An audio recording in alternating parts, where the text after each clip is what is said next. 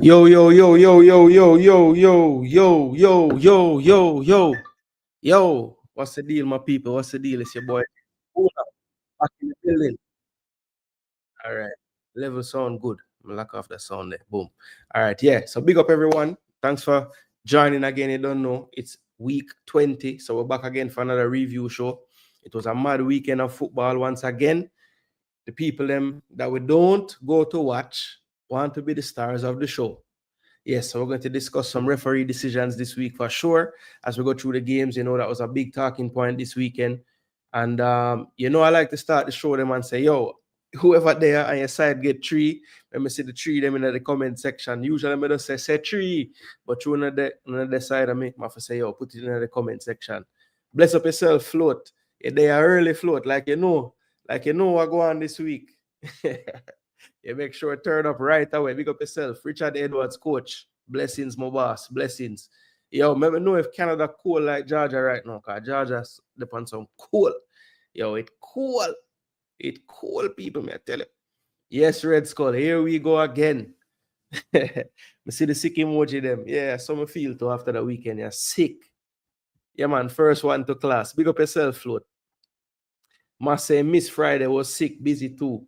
Yeah, man, I got the pics, Mas. I got the pics. You don't know I included this. So you see yourself on the standings. Yeah, man, it was a painful week, Red Skull. Believe me.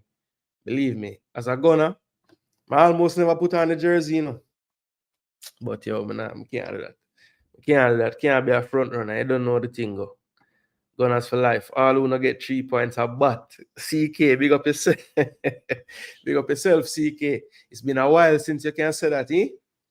Man City fans them out. I know me not say, all right, you and chilling off a cuss today, because when you get to the 3 points, I don't know for cuss. Must got a few correct scores. You did. You had two. I didn't get any. I think I got one this week. I think Float and Biggs G had 3 correct scores each. So that was pretty good still. Minus 20 or so. Jaja. Yo, Mas. I don't know how to do it up at Canada, brother. We say it's not no big deal, right? No big thing. You're a madman. Hello, I got alert right when I came off cranky. Oh, mad. Yeah. But they drop it in the comment section right at the end. Say, bless him up and say, yo, anybody interested, forward over so for the review show. You don't know. Bless up, Chile. What go on? Yeah, man, a long time the City fan them can throw no word about 3 points. When I get to the 3 points, and if you think about it, all of the other people around City except Newcastle and Forest drop points. Liverpool drop points, Arsenal drop points, Chelsea drop points. So City fan them can smile this week. Refs like to set precedents with calls against Arsenal. And again, we're getting an apology. Yeah, if we account the apology them from the PGMOL, I think we're leading that table. So that's one table that we're leading. Glory is permanent. Cold and pain temporary. And I lie, yeah, man, I lie thing, man. But you don't know, the football, the way the football sweet me. Yes, United pain. Well, notice I said the rival them around you in the table, not necessarily around you in terms of in your town. You know what I mean? So I purposely never mentioned United because they're not really in the top any race right now. They're in the top 16 race, 15, 13, 14, them numbers. So there's really no need for City to be rejoicing about them dropping points right now. But yeah, man, right now they're not in those conversations. Right now, them just want to try fix them roof and get the rats them out of the place and all them something there. Yeah, even them manager say it. Yeah, Sky Sports interview and the man say, well, right now, cause basically them ask him about relegation and him say, well, we have to be honest with ourselves. We can't think that we can't get relegated. It's a possibility. And him say, if you look at the table, we're closer to that zone than the champions. So the man keep it 1,000 with them. And it's true. I cannot see United too far down and we must beat them FA Cup. Yeah.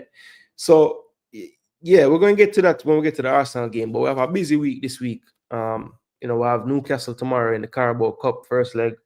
And then weekend we have United. So while some teams getting a little rest for the first time in a while, the likes of United waiting for us to play.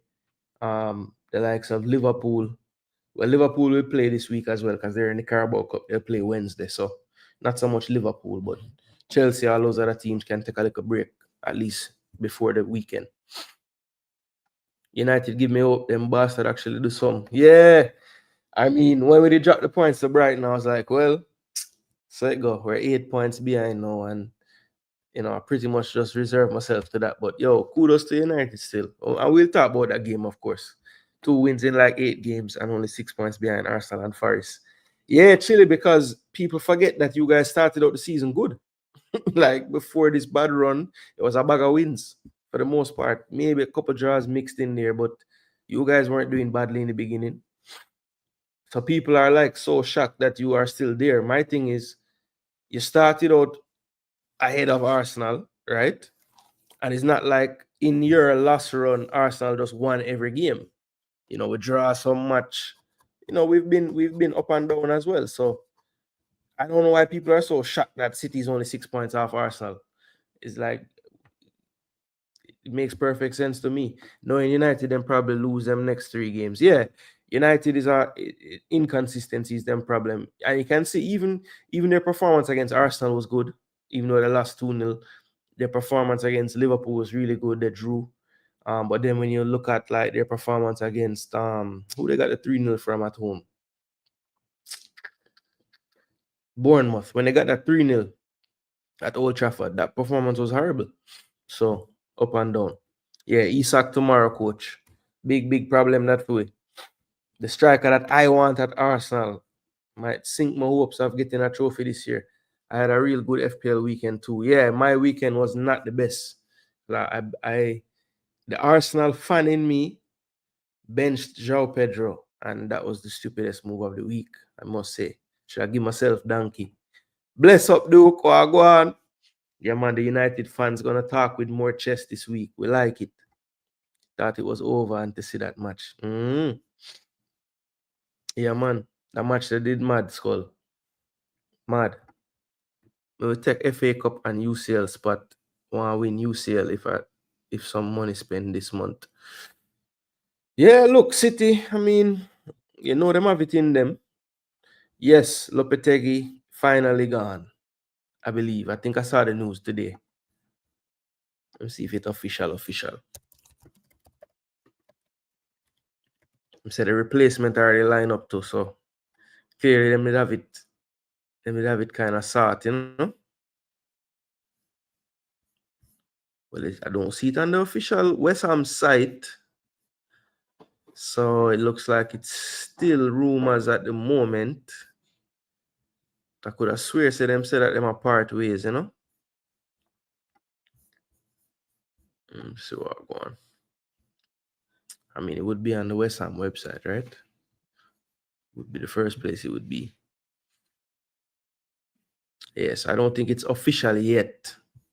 Not official yet.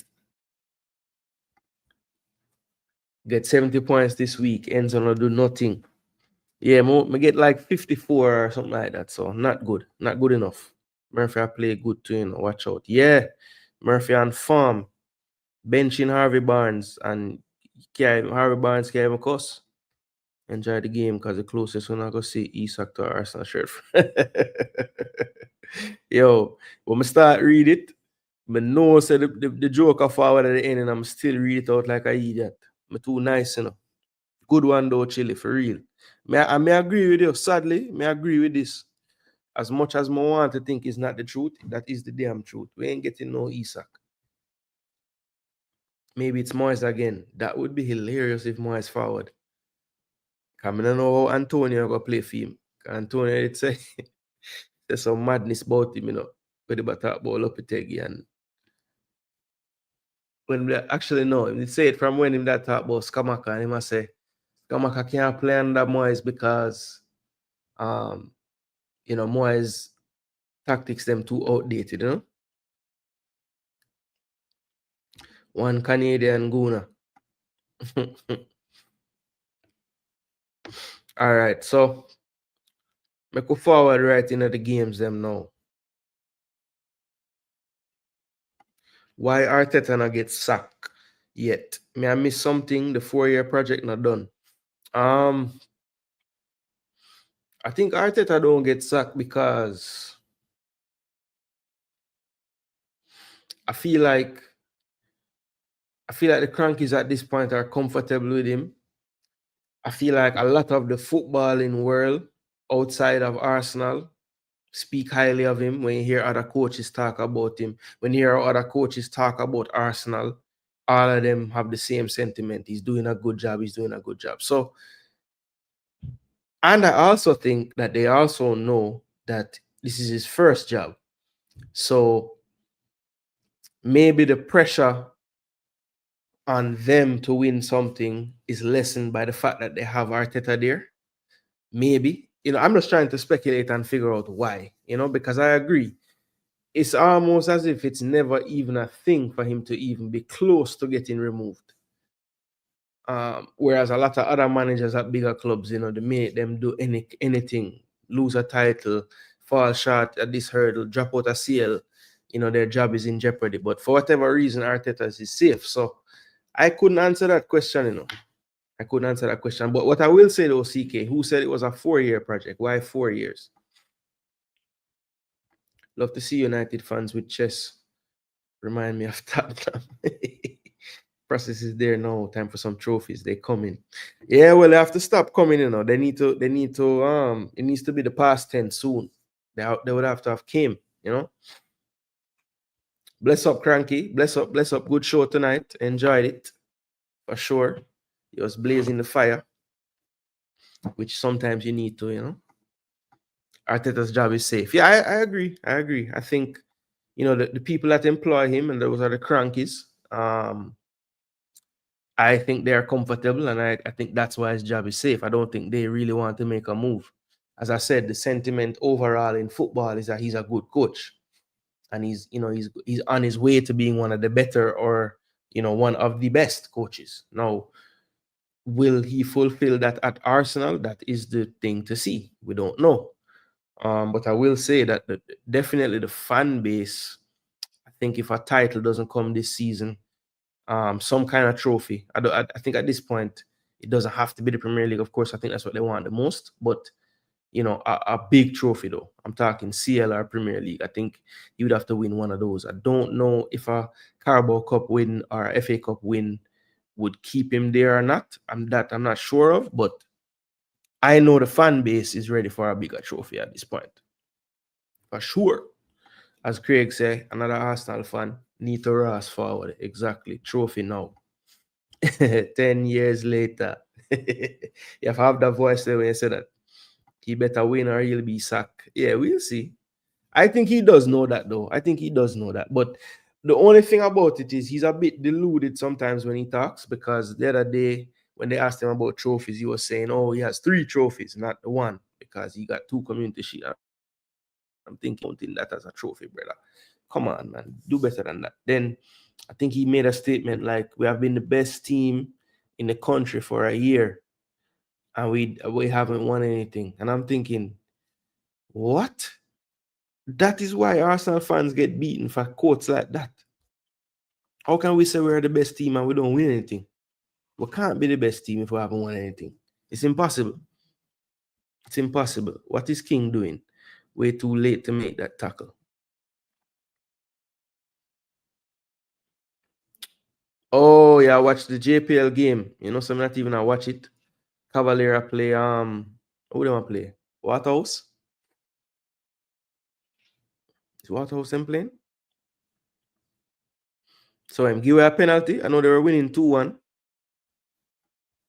EPL UCL probably not gonna happen for Arsenal in my lifetime. Such a pleasant life. Wow, me plan for dead tomorrow, CK. Come on, man. You know so well. You're right, the crank is too comfortable for we. Yeah. I think the crank is remember, the crankies are not quote unquote football fans, right? So obviously they're businessmen first and foremost. Now, obviously, based on their US teams, they are sports fans because they have had multiple winners in the sports in America.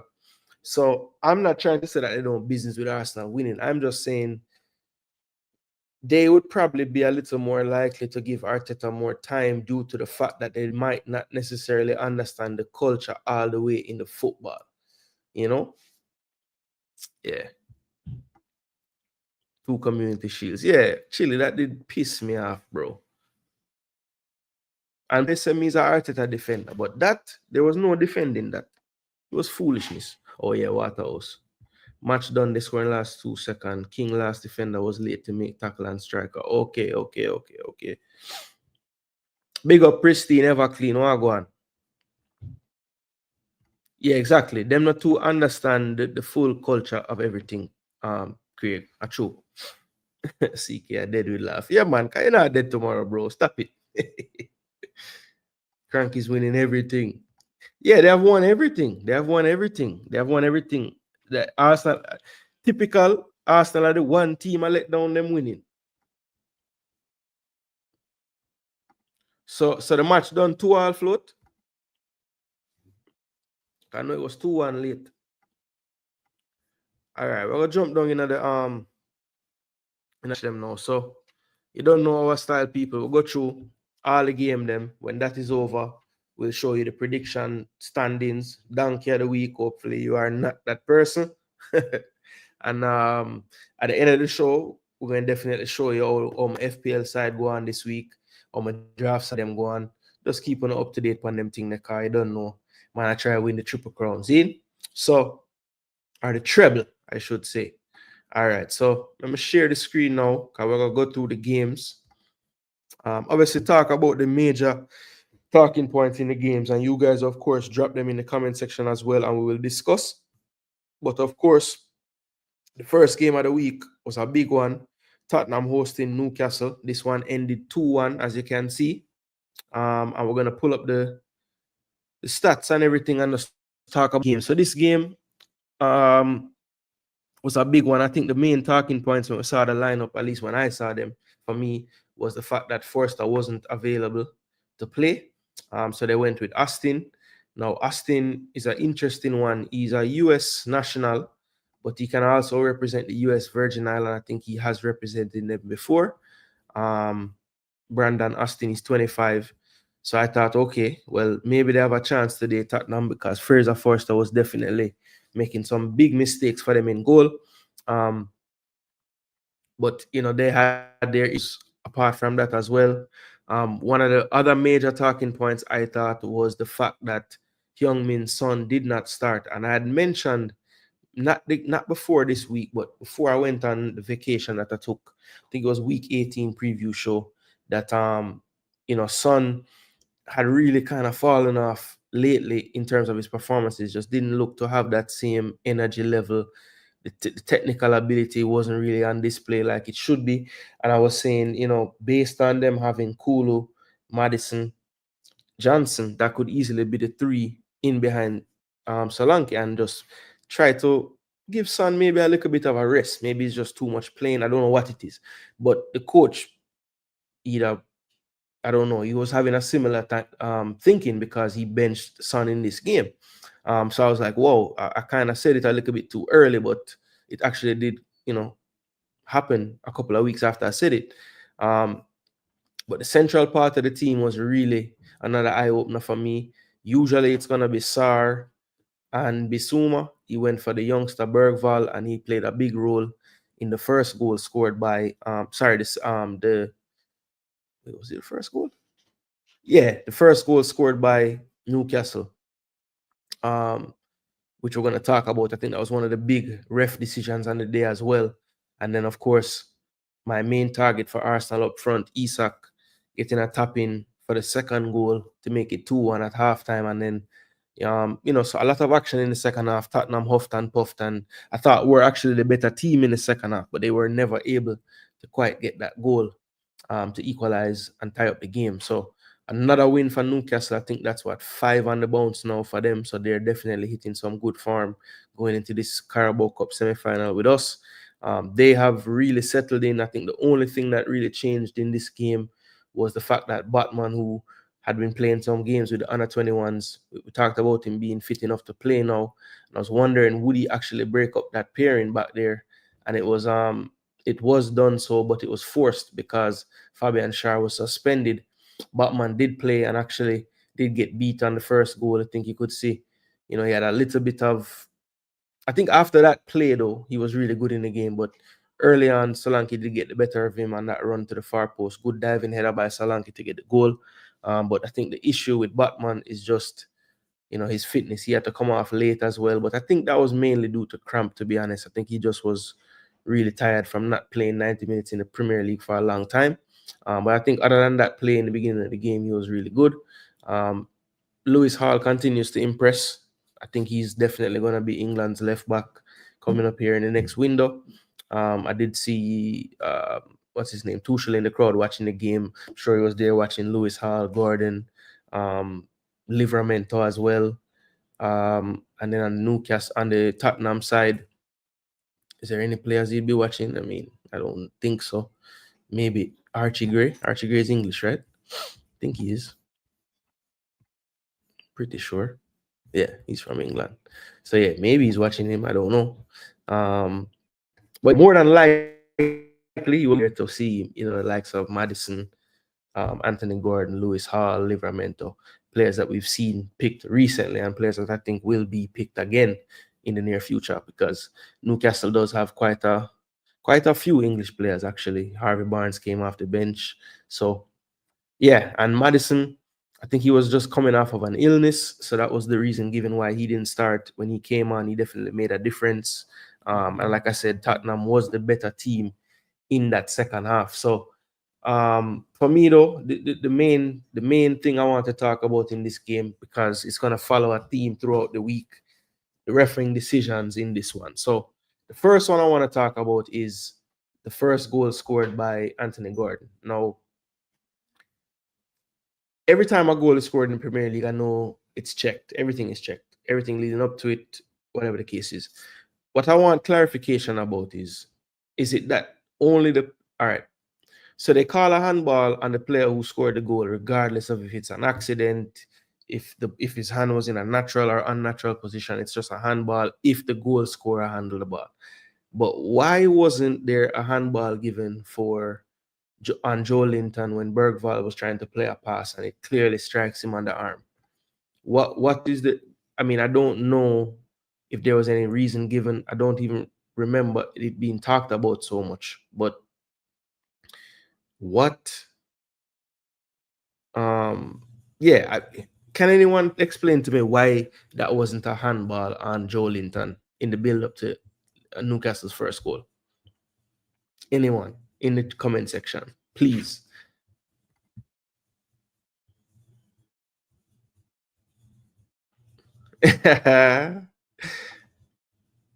Bless up, gigs. So I go on. Yeah, so even them football team in the US can't win. Colorado Rapids. See there? Solanke. Yeah, man. The ref does want to dash way. He was horrible, man. We all don't know what a penalty is anymore, nor a handball. These English refs have muddled up everything. The ball hit Joe Linton's hand and led directly to a goal 2 touches after. I don't get it. And that's the thing, CK. Why is it that, all right, let's say the ball hit Gordon on his hand like that and he just dribbled the ball and scored. They would have taken the goal away because it hit Gordon's hand. So are you telling me because Joe Linton didn't follow up by scoring the goal himself, it's not a handball anymore? I just don't understand it. Sometimes it seems like the refs just flip coin to decide if it's handball or not. Yeah, it's crazy. There's no consistency to the thing, man. That's what I can't stand. Because in real time, I didn't even see what happened. I just figured good play by Joe Linton, whatever. And then first replay, I'm saying, okay, once VAR looks at this goal, they're going to take it away. And they looked at it and didn't take it away. And I'm thinking, yo, this don't make any sense. And this is the most unbiased opinion because I hate Tottenham. Everybody that loved this team hate Tottenham. So it's not even about Tottenham. It's just I just want to see some consistency. I don't want the title of this video any week to have anything to do with the refs. That's not why we watch the games. But it's inevitable. We have to talk about it because these decisions are crazy. Then the next play that I thought was, worthy of talking about happened in the second half. collision in the box. Newcastle, I think Gordon was trying to get the better of Kulusevski. Kulusevski clearly like puts up his arm to kind of prevent him from, getting the better of him, running to the side of him. And in that contact, I think his shoulder ends up hitting Gordon. Gordon is bleeding and everything. Nothing, no foul, nothing is given. VAR looks at it, clears it. Don't understand how that's not a foul. If that happens on the halfway line, it's probably a yellow card for obstruction, but again, the consistency is a problem. I've seen penalties given with way less contact, right? One that we're going to talk about later in the show. So the consistency is the main problem. And I just feel like, as Chile said, it just feels like a flip coin thing too often. No consistency at all going on. And it just doesn't make sense to me. But if anybody can explain to me how Joe Linton isn't called for a handball before that Garden goal, I would love to hear that. Next thing, Joe Linton I play Squid Game rules, whole match, 6 yellow card worth of foul the man commit. Yeah, Joe Linton, Bruno Guimaraes, them two players, I don't know. Like, I don't know how they get away with some of the things that they do. I know we're going to see more of it tomorrow in the Carabao Cup match because that's just how they play. That's just how they play. They play rough. Them give the extra kick. Them going leave the elbow there. They just, that's how they play. That's how they play. But this game was an interesting one because, as I said, Newcastle won the match, but I definitely thought that Tottenham played the better football. And let's look at the stats and see if that can tell a story as well. So Tottenham had the slight higher ball possession. Expected goals was in favor of Newcastle, though. So in the final third, they definitely were much more devastating, connecting their passes better. Just I think the individual players in the final third are on better form right now, the likes of Gordon, Murphy, and Isak. When you compare that to Kulusevski, Werner, Solanke, and Brennan Johnson. While Johnson has his goal scoring has slowed down a bit, but he's had a decent season in that regard. I think Kulusevski has been the one that's really been consistent. Solanke got a goal on the day, but he'll probably tell himself he's not really been quite the best so far since he's been at Tottenham. Works hard and everything, but I'm sure he would want to finish more chances than what he has done so far. But Newcastle, again, just the way that they're attacking right now, the comfort that they have in terms of knowing that they have that extra wide player on the left with Hall filling in. Gordon gets the freedom to find those pockets of space. So they just have a much clearer idea of how to attack right now. And I think that's why you can see with less possession of the ball, they still had a higher expected goals, created more chances, right? Shots were pretty even on the day. Shots on target were dead on 4-4. As you can see in attack, a little bit more weighted to the left side for Spurs. So that side that where Son was playing. Well, not Son, but Werner and then Son. And then Newcastle, pretty much decent balance left to right. But as you can see on that right-hand side, with Murphy staying a bit wider, you can see more of the play coming down that side and a little more inverted action on this left side. And then when you look at the entries for the game, Tottenham still ended up with 13 more entries. And again, just due to the, just the clear way that Newcastle have right now to attack. That doesn't really augur well for Arsenal because Arsenal will want to dominate possession, dominate territory in the game. And Newcastle is quite comfortable playing that game. They can still pick you apart that quick after they turn you over in possession, or even after the goalkeeper just catches a cross and then they're off to the races the other way. So we'll have to be very wary of that in these two legs for sure. But look, Tottenham huffed and puffed, they tried, but in the end, Newcastle, the more clinical team right now, a little bit more sure of themselves in their play, and definitely, have a lot more fitter team in terms of first choice options right now. So I think all those factors together definitely got them over the line, and the referee didn't help them at all in this game either. But Newcastle keep their run of form going. As I said, I think that's what 5 on the bounce now. So that's quite a feat for them. Now the next game, people, was a big one for all Reggae Boys fans because finally, Leon Bailey broke his duck in the Premier League. The match winner to make this one 2-1 against Leicester. Goals in the 58th, 63rd, and 76th minute. Ross Barkley, then Mavididi getting the equalizer, and then, as I said before, Leon Bailey popping up with a run all the way to the near post from a Matson cross from the left to tap in. Well, I shouldn't say tap in, but still had to get it on target through some legs, a little bit of traffic, but too much pace on it for the keeper to have a chance. And the celebration, you could tell it was like a big weight off of his shoulders. He just looked very, very happy to have done that, especially at home in front of the fans who, have been giving him some grief lately, um, whether in the press or, in the stadium itself. So definitely you could see the weight off of his shoulders getting a goal like that in a moment like that when the team really needed something to happen, because they have been up and down in the league lately and actually in the Champions League, to be honest. So definitely need a bit of a push right now, a bit of a spark. They were still without John Duran, who I think will.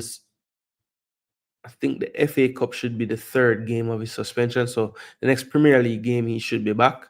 And I think Unai Emery will be happy because Ali Watkins had a very poor display in this one. Had one big chance missed.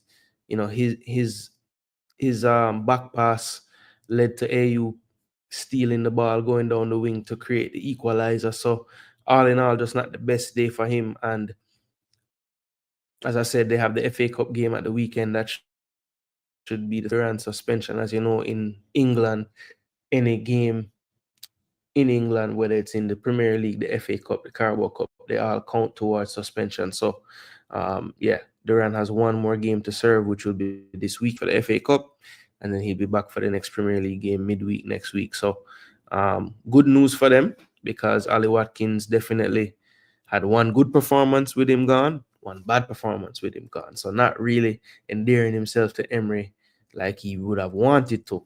On the back line, Porter is out for a few months, or at least a bunch of weeks. And I was wondering what he would do in defense. Would he go with Carlos on the back line? Would he go with Tyrone Mings on the back line? Well, it looks like his hand was forced. There was no Carlos on the bench either. So Tyrone Mings had to start on the back line with Konza. Cash went back to right back. Bailey pushed up ahead of him. Digne and McGinn on that side. Then McGinn, they lost in this game early on, and he's going to be out for a while. Jacob Ramsey came on and had a decent game, though, so he's back right in the nick of time, because it seems like Villa always, once a player comes back, another one that was playing for him leaves. So he's really stuck with just that one player to really sort out that position for a while. So same situation again. McGinn goes down. Ross Barkley is back. Not Ross Barkley, sorry. Jacob Ramsey is back. And that's how they have been working it lately with all these positions. As you can see, the only first team player that gets a lot of minutes in the team to not get a game in this game was Onana. Rogers and Duran was suspended, so they'll get a lot of firepower back in the next Premier League matchup. Rogers and Duran will be back, so that will be very, very helpful to them, because when you look at the statistics of this game, they had the much better possession, did Villa. I expected goals, but they still gave up 3 big chances. And I think that's been an issue for Villa. I was just talking earlier, and I was saying, boy, Villa really can't keep a clean sheet this season. And I think a part of it is just their defense tends to lapse at times. And they just don't really stop the root of the problem quickly enough, so they end up giving up a chance. A lot of teams sometimes, they'll make a mistake and they'll rectify it quickly. Sometimes Aston Villa doesn't quite get that done. I don't think frequently enough, so they end up, a lot of times when they keep clean sheets, Emi Martinez made like 2-3 big saves. Point blank, he just made a save. If they can stop putting him in those situations so often, I think they'd have a better chance of keeping more clean sheets, but just haven't been able to get it done this season so far. Look at the shots, they had much more shots than Leicester City 13-4, which is to be expected. And then the final third entries, you had 48-40, so very even there. Which, if you're looking at it from an analytical point of view, that's kind of strange that you'd have so much possession, so many more shots, but the entries are so close. So that just means that Aston Villa had a lot of meaningless possession in this football match, if you ask me. Now let's just take a little closer look at the ball of Bailey for his 7.1 performance. As you can see, his heat map, most of the touches coming wide, central in the midfield third. Did get into the box as well, and you see his heat map with the finish right here at the near post.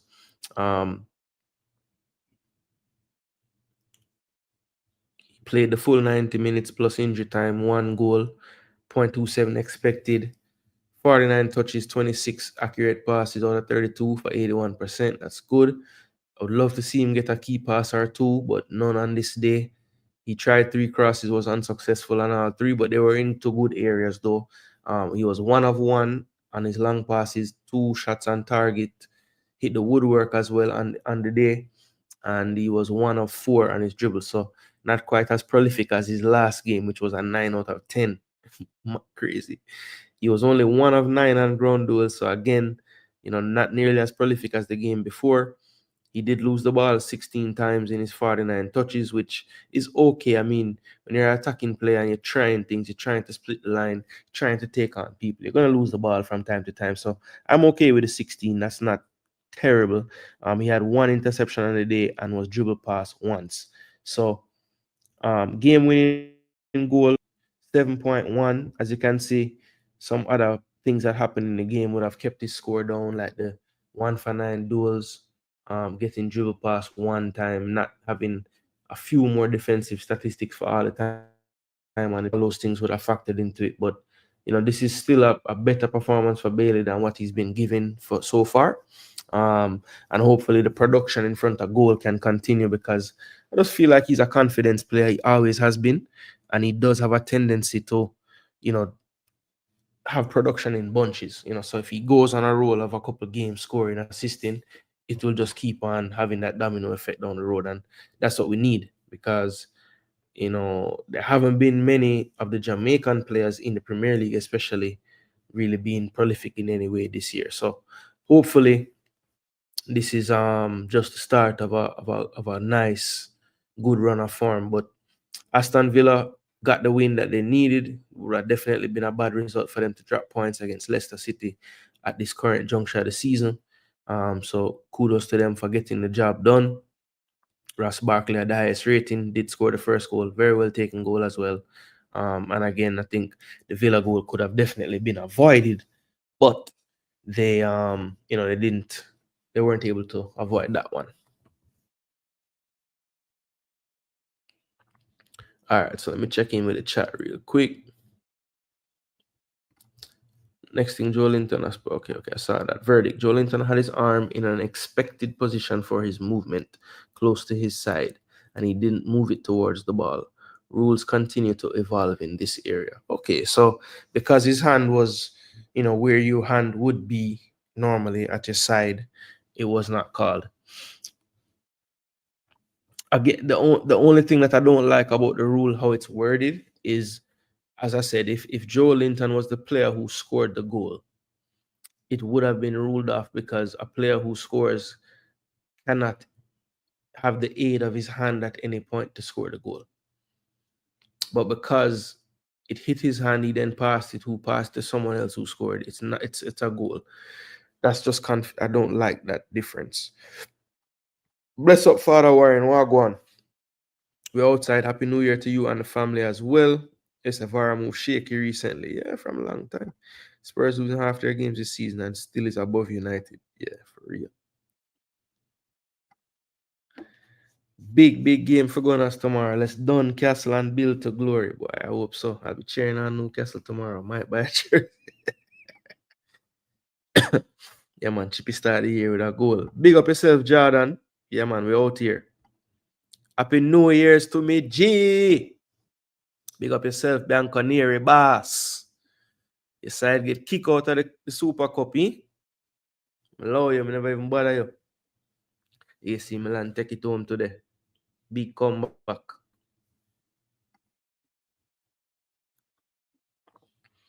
Yeah, so that is the Aston Villa Leicester City game by the numbers and by the analytics. That's how that one went, 2-1. So good result for Aston Villa. Next game, Bournemouth and Everton. Don't think this is one that people are going to go back and try to watch ever again. Don't think it was the highest quality game, but Bournemouth definitely did deserve all 3 points to me. Jordan Pickford won the player of the match. That should tell you everything you need to know about what was going on in this game.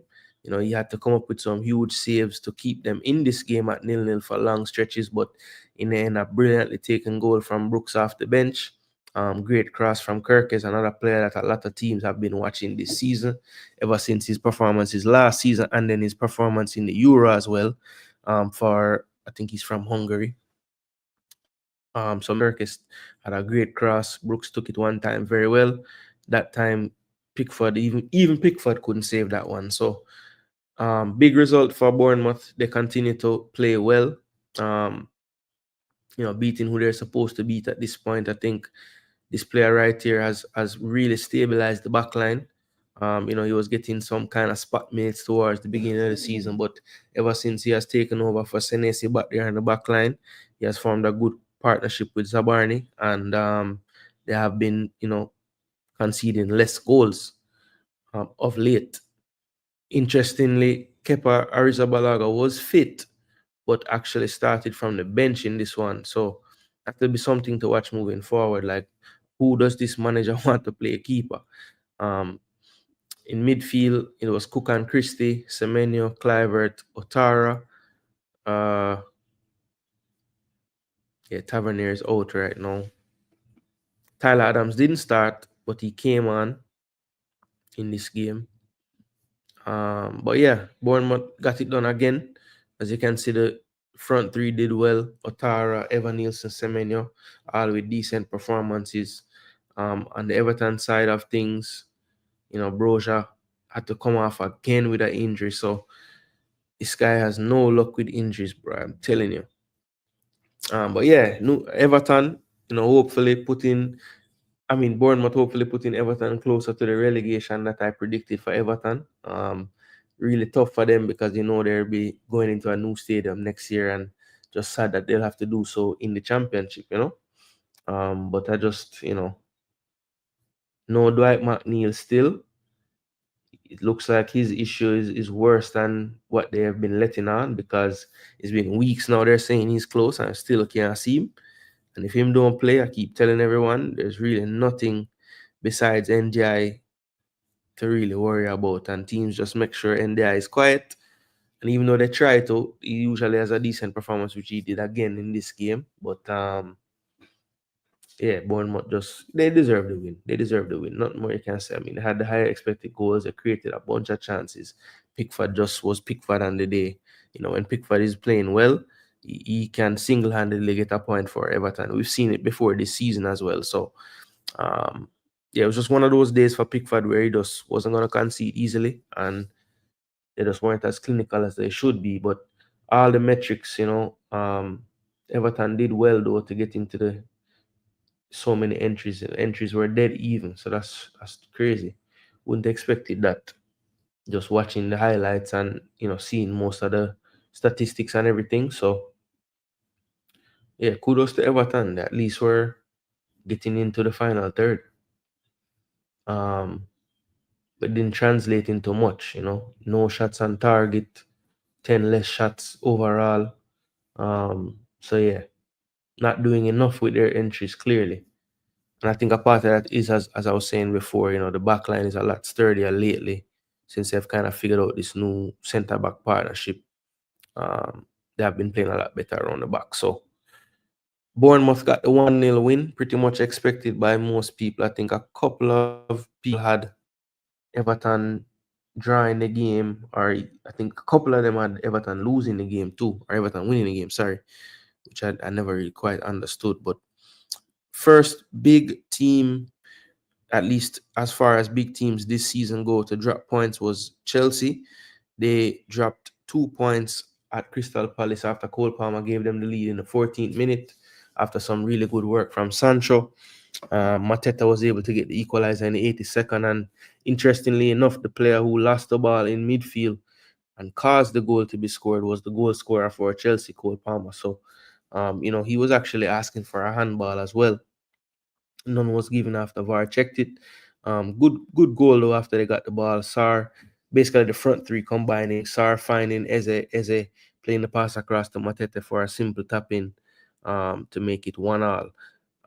But in this game, I think the main issues, for Chelsea, they had to play a youngster, Achampong, back there in defense. He's only 18 years of age. Saw him playing last season with Whisper, watching him play for the U21. So, player that I've seen play before. It's so interesting when you see those players that you see playing at U21 level and you see them playing in a Premier League game. How much different they look in this atmosphere. Um, but yeah, he got the nod, and he was playing next to, obviously a senior player for him, but not the most senior player in the world, Levi Colwill, who had a decent enough performance. But I think Colwill just has this thing in him where he's gonna have 2, 3 moments in a game where he scratch your head, runs out of his position, maybe makes a rash tackle here or there. He just tends to have that in his game. Um, but yeah, I think Jackson was relatively quiet on this day. Um, just didn't really get himself about enough for me. Still had a few opportunities though to score. Um, I know one of these chances was the one. Let me see which one. Was it this one? Left foot miss on a fast break. Yeah, this one was really close to the net. I've never scored that. But yeah, I think this might have been the one. I was expecting him to hit the target and he couldn't. Um, but yeah, just not enough from Jackson. I thought Palmer was decent. Definitely not as quiet as he was in their last game, and he did get a goal. But I think, yeah, he definitely picked the lock a lot more in this game than he did the game before. But yeah, as you can see, he would have got a higher rating, but they did say he had an error leading to the goal, which he did. I mean, he did turn the ball over in a not the best of areas. The players were starting to get forward, knowing, okay, Cole's on the ball, probably gonna get a nice pass and can do something. But he lost the ball. Transition was a little bit off in the transition. Defending players were out of position a bit, and Crystal Palace took full advantage. So, and then to end the game, I thought Chelsea did well to not make it. Sometimes when you concede an equalizer away from home with like 5-10 minutes to go, it's like one of the toughest things because the crowd is basically up for it again, like minute one. But I thought Chelsea did a good job closing out the game to not make it get too crazy. They kind of just controlled the end of the game and took their point. Um, and I guess Maresca's words hold true because he did say all along that they're not in a title race, and it's like they've been doing everything in their power to prove him right since then. But this is the stats on the day. Chelsea having more possession, which is to be expected. Expected goals, though, very even. So maybe the 1-1 was a fair result. Two big chances each. Two more shots for Chelsea overall. Shots on target, though, 6-1 in favor of Palace. So that should show you something else about the game right there. Um, Both scored and missed a big chance. And then the final third entries, Chelsea 62 and Chelsea 62 and Palace 48. So a little bit of a margin, but not that great of a margin in the entries. So I think in the end, a fair result. I guess the Chelsea fans will say, boy, they needed to have scored more goals, or they need to keep a clean sheet. But I told everybody who has ever heard me talk about Chelsea this year, attacking wise, midfield wise, I have no issues with them. I think they have very, very good players in those areas. That defense, if you don't score at least 2 to 3 goals, draw games, and you're gonna even lose some of those games because the makeup of this defense, while they have been doing better than I thought they would, it's always there that it could just collapse at any point because I just don't think the players that they have back there have the experience.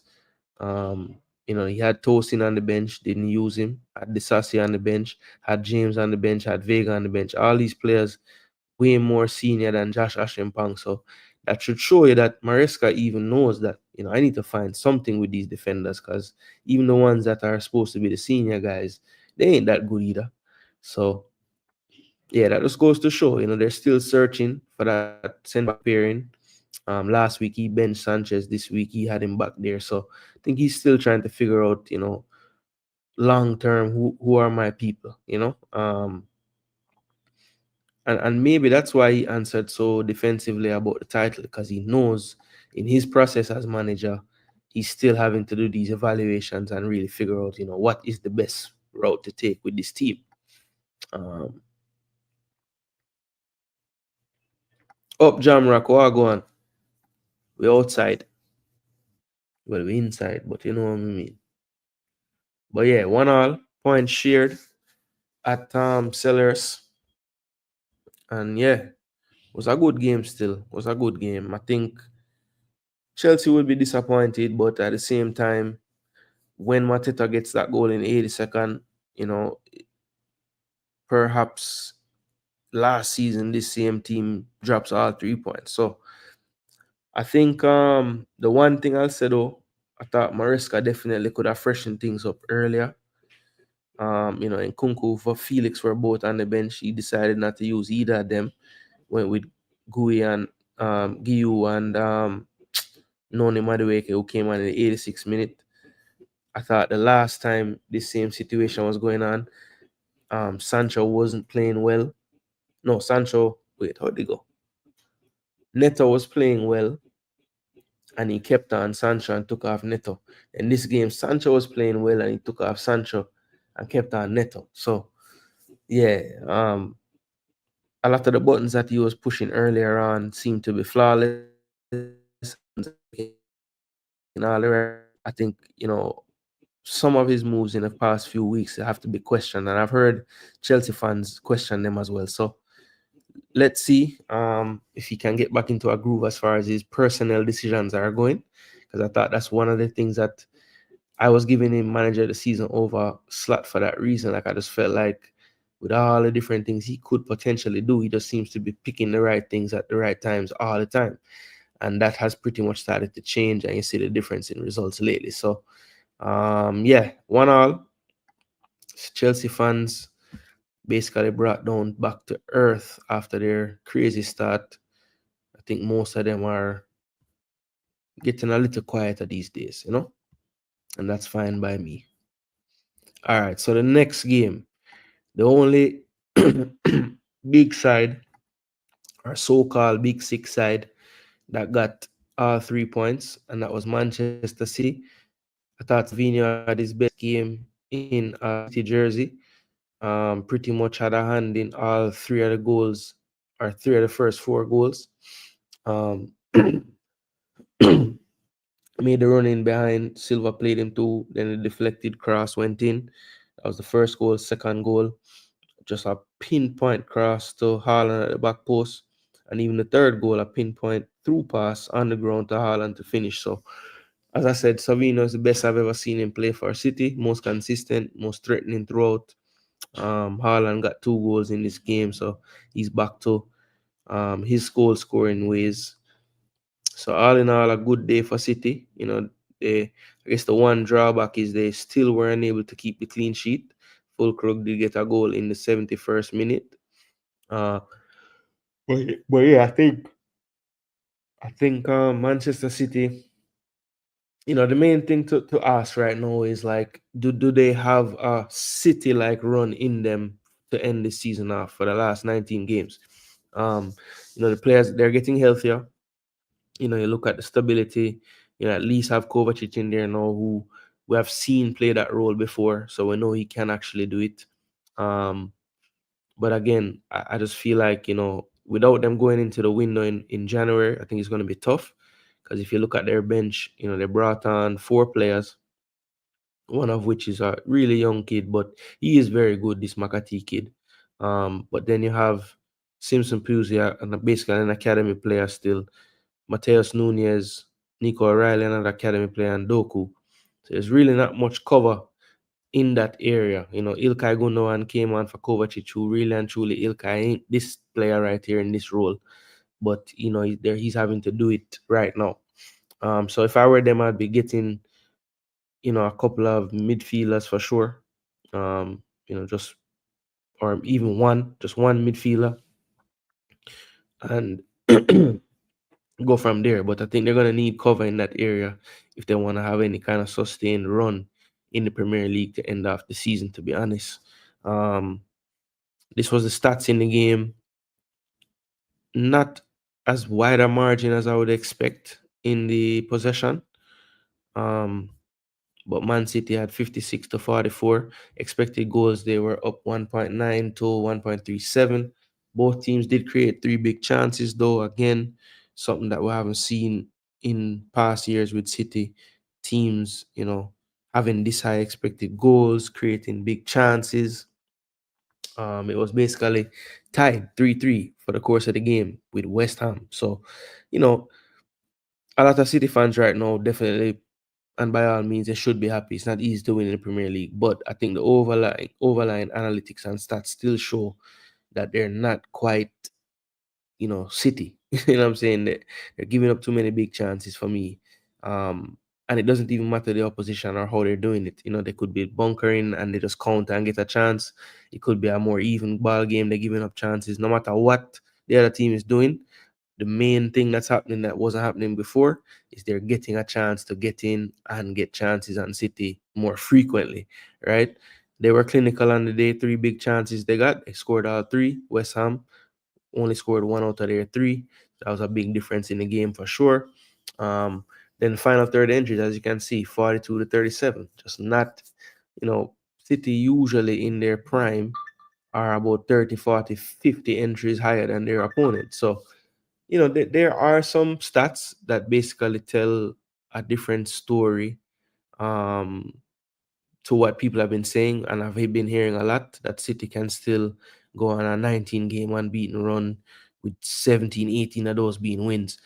I don't really see it based on how they're playing. You know, I mean, the 4-1, great. You beat a team 4-1. You can't go around that, right? You have to beat who's in front of you. But I'm telling you, you know, West Ham gave them two of those goals.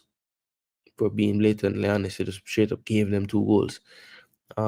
So I am not trying to rain on the parade of the citizens. I am just saying, City fans, you need to be a little bit more like Chile than CK when it comes down to your team, because there's still a lot going on that makes me believe they're still gonna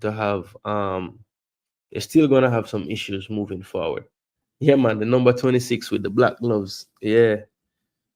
And that's what they were saying. He's supposed to be the new Mahrez, you know, and he was looking more like Mahrez in this game. Bless up yourself, Javari. What go on? Two world class passes to Haaland. Love to see it. Yeah, they were great passes, bro. Can't go around that. We need to give up some of the possession to get goals in the situation. No, Pep finally see it. Okay, so CK saying he will live with the possession giveaway, live with a few chances, knowing that that's just gonna have to be what it takes to get more chances and more things going on in the team. We're lucky not to be 2-0 down in the first 10 minutes. Yeah, that's true. Very true. Big up Rob Smith. What go on? West Ham gonna mess around and get relegated. Yeah, them have a little ways to go before then, because Lopetegui draw out some weird results out of nowhere a couple times, you know. As soon as what? So why? All right. So how to give up the chance them early? Cause I'm never start. Yeah, I don't think they'll get relegated though. I mean, it's possible, yes, but I don't think they will. I don't think they will, to be honest. I really don't. All right, so let's move on to Southampton, Brentford. So this one I was way off the mark, people. I don't know what I was thinking. I gave you all kind of reasons why Southampton was going to upset them and win it 2-1. Brother, they got a hot 5 love. And to be honest, they were holding their own for a long time. But then, you know, it just proved to be too much Brentford in the end. Second goal was a brilliant strike from Mbumo. Good reverse pass from Wissa, roofed it. Then he got a penalty to make it a brace. Then two more goals in stoppage time. Keane Lewis Potter and Johan Wissa getting his customary goal as well. So um, Brentford keep scoring goals. And the big thing for them, they kept a clean sheet. And they hadn't done that in a little while. They have a lot of first choice defenders out. Ayer, Pinnock all out. Rico, Rico Henry out. Hickey, who gets minutes normally when he's fit, out as well. So a lot of the back line is really on the trainer's table.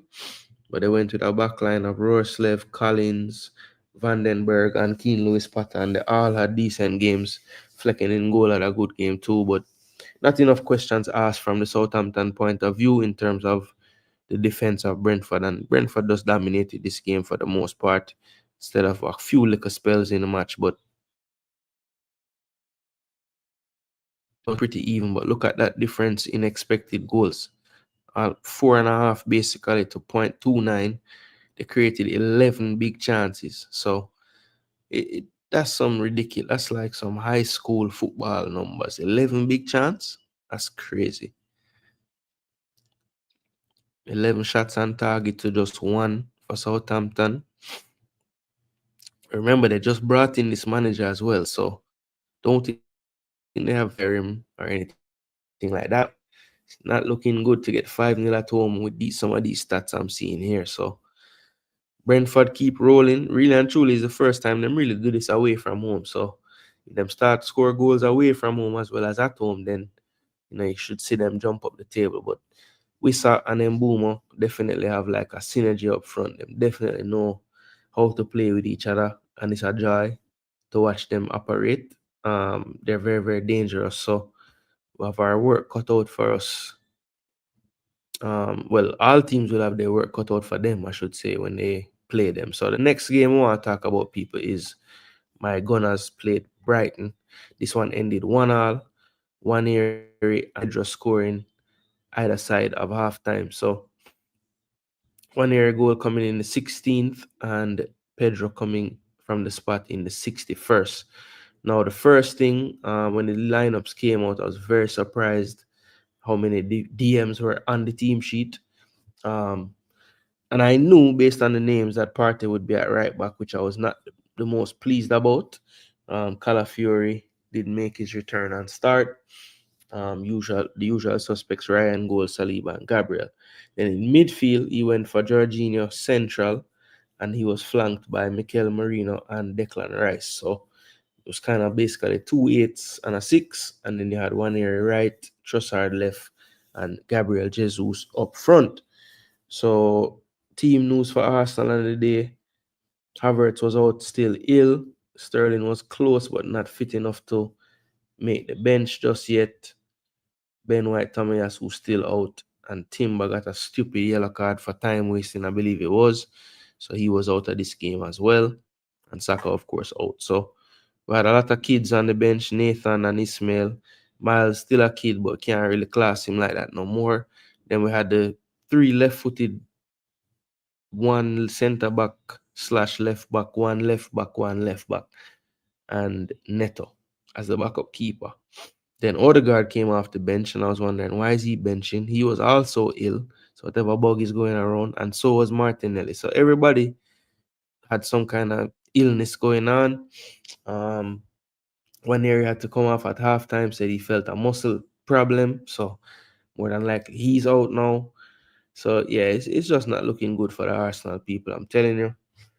I don't really, I hate that we have this Carabao Cup match tomorrow, and it look like we're not even gonna have one fit damn player for play certain areas of the pitch. But hey, so it go. You have to deal with the injuries just like anything else you deal with as a football side. So it is what it is. Brighton, this is how they lined up. There was no Lewis Dunk this go around. I don't know what he had going on, but he wasn't even on the bench. Van Heck and Julio started, but Julio had to come off with an injury. Webster came on midway the second half, just about. Stupinian at left back. apart from some early issues with one area, really slowed him down after that. But part of me think it was the muscle issues and not him, because one area did start out just deal with him anyway and feel like deal with him.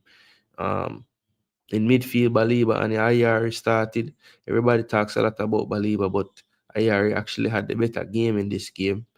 Then you have Adingra got a rare start this season. Gruda got a start this season. And basically he played three players behind Pedro that haven't been starting much. And then took two of them off at halftime.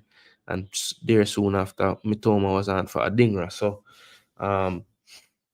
this might have been just, get through the festive period. A lot of these players playing a lot of minutes. They just wanted to just make sure they kept them fresh. And that's what he did in this game. Now, as you can see, few little spells here for Brighton as far as attack momentum, but the majority gonna be towards Arsenal. Let's look at the stats real quick before I get back into the chat. 55% to 45. Expected goals 1.52 to Brighton to 0.88 to Arsenal. So one of the few games this season where we actually did lose the expected goals. We did create 5 big chances to their 3 though. They had 11 shots to our 9. 4 shots on target to 3 in favor of Brighton. We did hit the woodwork once. Let's see.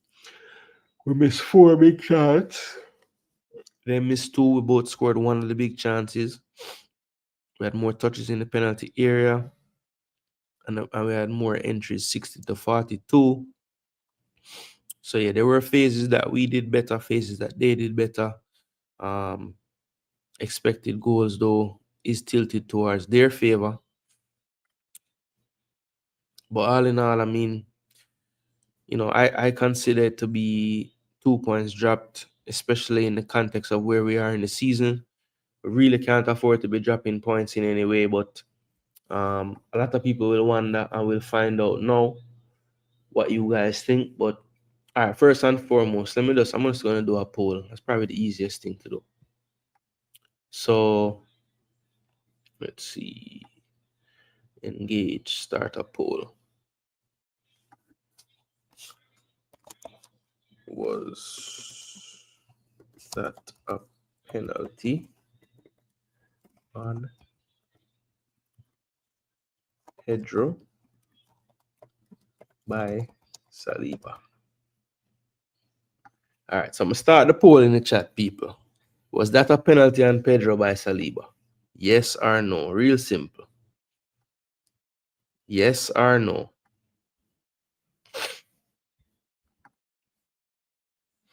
And I think I have the photo. As a matter of fact, I have a still photo. And I know a photo is perhaps not the best way to measure whether something was a foul or not. But yeah, I need to figure this out, because one of the photos on the thumbnail today was this still shot that I found. And I just want to know.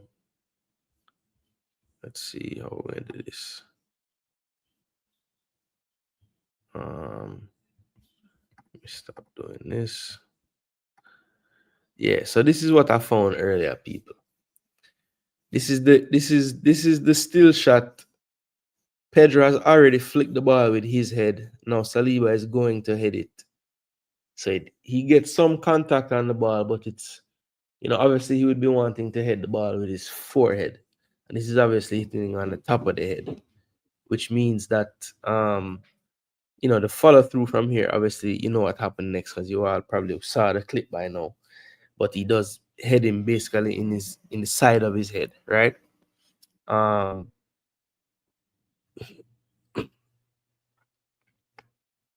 don't know. I feel like in 2024-25, the way the game is refereed, I understand why it was given as a penalty, because I've seen less contact than this be deemed a penalty. But a couple of observations that I have on this play. First one is, I think Saliba is a throwback in the sense of I don't really see Saliba with much theatrics as a defender. I never see him really holding anything. Um, you know, like the reason why I bring this up, I honestly believe if Gabriel was challenging for this, the minute he sees João Pedro go down holding his face, he goes down holding his head. Because I just feel like he's more of a player like that is gonna do something to make sure that the referee doesn't, I just think Saliba is so calm that him not even thinking about all them something. Him just a playing football. But I feel like Gabriel is the opposite. He's like trying to gain every advantage possible, whether it's talking to the refs, showing the ref what was happening before the play, whatever. I think Saliba is way less involved in that way, right? So I think if it was Gabriel, I just have a feeling like he would have sold to the ref enough that it was a 50-50 challenge type of thing. The fact that Pedro comes off worse, I think it almost like leans the referee towards giving the foul, right? Because of how bad he looked after the challenge.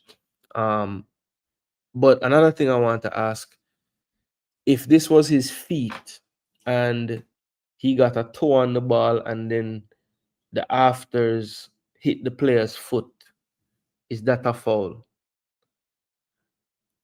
Like, does the contact on the ball negate the contact he made to Pedro? Is my main question.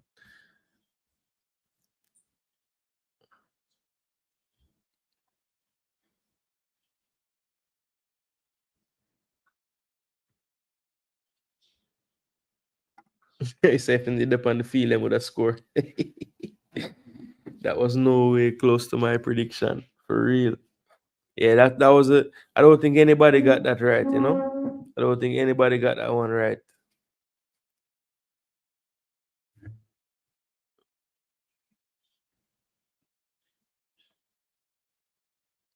They said two. You said they would win though.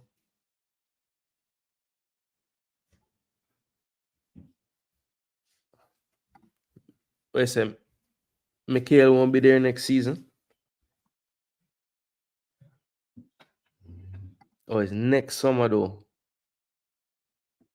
Oh, this summer. Wow. Thought he had 1 year after this. Brentford scored 5 goals 1 week before playing City. Yeah, maybe them get all the goal them out. Jeez. See the end of the spectrum there again, man. The two City fan. One City fan where lose a lot of hope and one where full of hope said way. Jano. Being CDM is a medicine against that illness. I can see them 5 goals in the FA Cup. No. Yeah, it's a bit weird. It's a bit weird how much him fall off for real. Cause even at the AFCON where they when him that play, him never really looked that great. Him was starting at the beginning there. Him took him off the starting lineup for Ivory Coast. At least United save. Yep. 2 points alone we get from Brighton this season. Every year is a club. Last year it was West Ham. The year before that it was Newcastle. Yeah, tough. Where's a penalty for you? Yeah, I actually think it's a penalty in the modern game. I don't agree with it, but I totally understand why it was a penalty. According to the Netflix, young Arsenal, I deserve to win every game. This looked like one of those penalties you would concede in FIFA. No. So, the ball got away the ref for you. Give me a penalty for that.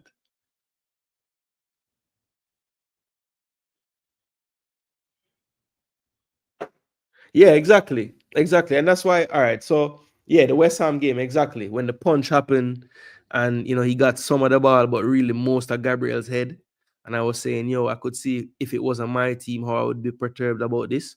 And that was my whole argument this weekend when they asked me my thoughts on this in a couple of places where I talk football. And I told them, I said, listen, in this day and age, the way football is refereed, I understand that this was given as a penalty. I totally do. Do I agree with it? No.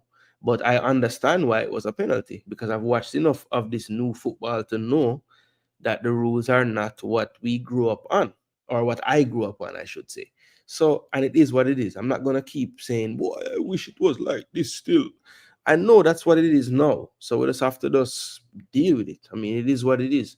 And as DJ Giggs rightly said earlier this season, when there was a contentious penalty with Fabianski punching the ball, not getting much of the ball at all, and punching Gabriel, people were up in arms saying they've never seen that given and this and that.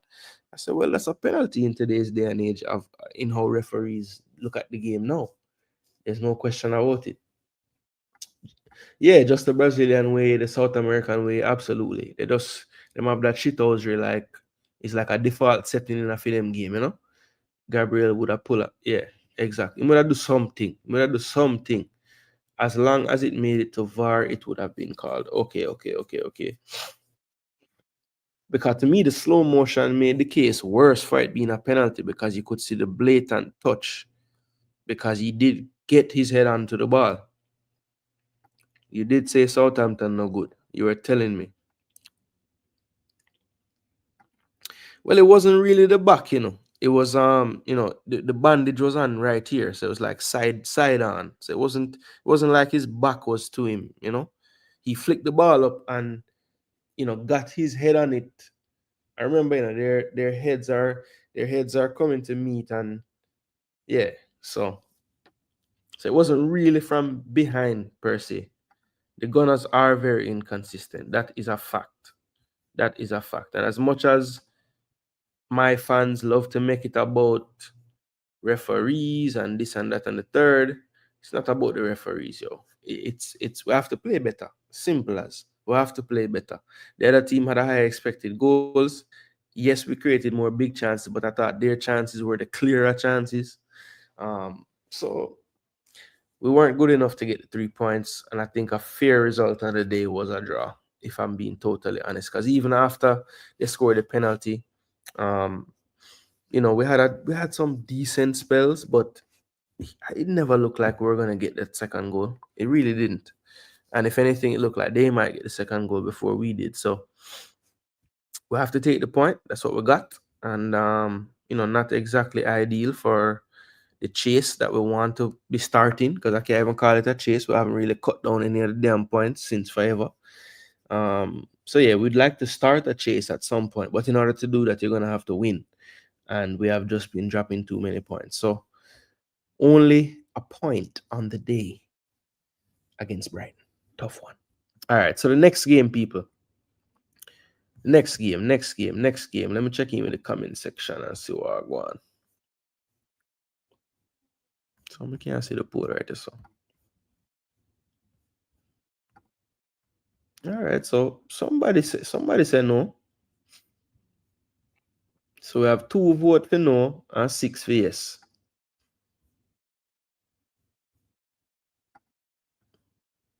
Yeah, we need a good striker.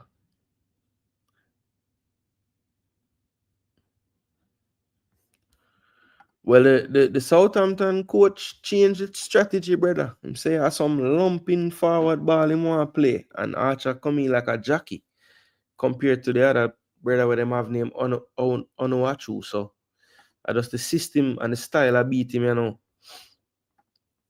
But even though I feel like them need to put Archer with Onuachu. So Onuachu can win the first ball and Archer collect the second ball and go forward with it. To me, that would have worked. Just play 2 striker and done. Being the best team in EPL last year is good enough. Yo, all that.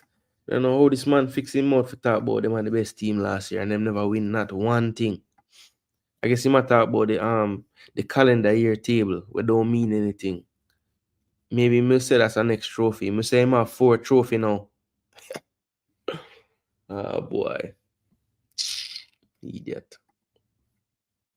All right, so the next game, people, was a brilliant game actually. Sunday morning game, Fulham Ipswich. One of the better games of the weekend, I thought, in terms of everything about it. Action, the drama. Yeah, especially the second half. I would say from the minute that Jimenez got the equalizer to the end of the game, it was a very, very exciting last 20-25 minutes for sure. Let me show you guys on the screen what I'm talking about. So this was the 2-2 match between Fulham and Ipswich. Of course, the Tractor Boys having a decent run lately, beating Chelsea and now getting a point away from home when it could have really been 3. They did go down to a late Jimenez equalizer in injury time in the 91st minute to make it 2-2. But very good performance by them. They were without their lead playmaker in midfield, Amari Hutchinson, who had a groin issue and had to be pulled off. Didn't make the squad. And then Fulham, thought it was interesting. They went with a back three system in this game, which I thought was strange, especially knowing that Ipswich is probably coming to play more counter-attacking style. Um, just thought it was overkill, Castagna and Robinson as the wing backs, Lukic and Kearney in midfield, Iwobi, Wilson, and Jimenez.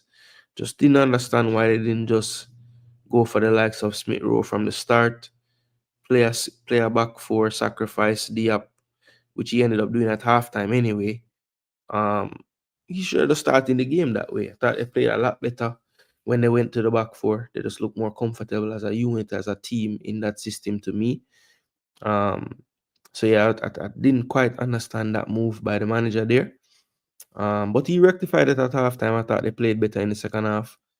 And if we're being honest, they did play well in the first half as well.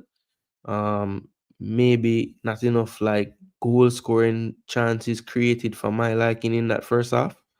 But I thought the second half was just a lot better overall, especially from Fulham. Expected goals, they won that battle 2.2 to 1.59, 4 chances to 3. They did have the lead in shots as well, did Fulham 15 to 7. Shots on target, 4 to 3 in favor of Fulham. Then when you look at the final third entries, 65 to 39 in favor of Fulham. So definitely Ipswich just made the most of their opportunities. Liam Delap again proving to be a nuisance as a striker, getting a goal from the penalty spot. And Smodix again, the Irish international, getting a goal as well. But 2 goals by Jimenez, one from the spot, one from open play. I thought him and Mooney's definitely caused some issues at the end of the game when they were both on the park. But yeah, this was a tough game. I think probably the biggest thing that happened in this one was there was a semi-breakaway by Harry Wilson. He was taken out. There was deemed to be a covering player there. Was debatable though. Could have been given as a red card. And then basically right after that, they gave up the penalty to make the equalizer happen. And then right after that, Castagna brings down the lap in the box. So that's when the game just got mad. It just seemed like every 2 minutes a goal was going to score. Of course, the way football works, both teams had some decent chances after that, but Jimenez had to wait until injury time to get that equalizing goal. So another draw for Fulham. They have been getting a lot of these lately. But I think Ipswich should be very, very proud and pleased with their performance. But a little part of them, I'm sure, is pretty much sad about giving up that late penalty to cause the equalizer. So it's a tough one, people. It's a tough one. Tough one to swallow, but I think the Tractor Boys, when they look back, they will say, okay, we did get a point at some tough grounds. And they'll count this one as a tough ground as well because they have proven to be tough to beat at this ground this season. So 2-2, I thought one of the better games of the weekend in terms of just overall action, gameplay, and everything. I think all the penalties in this game were penalties, if I remember them correctly. I don't think I had any issues with any of the calls in this one. Um, I did see some people saying that perhaps Ipswich goal was kind of light or the penalty they got, but that it was obvious that Castagna kicked the player on the foot. So I would have given that one. And then trying to remember the second one. Maybe I'm forgetting something.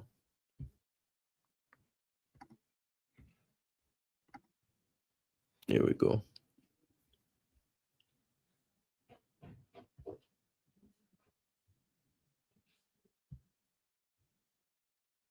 Yeah, very good game. Unfortunately, they gave up the late penalty. Crazy. West a basics love him all get. But Javari, they played 3 games before this, and I think the team scored a combined like 2 goals on them. So I don't know what evidence you have apart from this 5 love. And remember, it was 1-0 until about the 63rd minute, and then the floodgates fell apart. So I don't know. But yeah, I mean, I go on pre still. I mean, look, I don't think they're gonna become world beaters overnight or anything like that. But I just looked like this coach was a little bit more pragmatic, and I thought that's just what they needed at the moment. But boy, you got a bag up weekend. Bless up 1-1. What go on, bro? Yeah, man. At them time, yo. Anytime 1-1 catch them show you, I know say me to have a long day ahead of him, or the brother just a bleach forever all night. Very good game. Unfortunate game. Yeah, it was very unfortunate. That was a good game, absolutely. Yeah, man. 1-1 always big at the people, you know. Didn't know how he did that. Yeah, I didn't understand the formation change, and it just didn't make sense.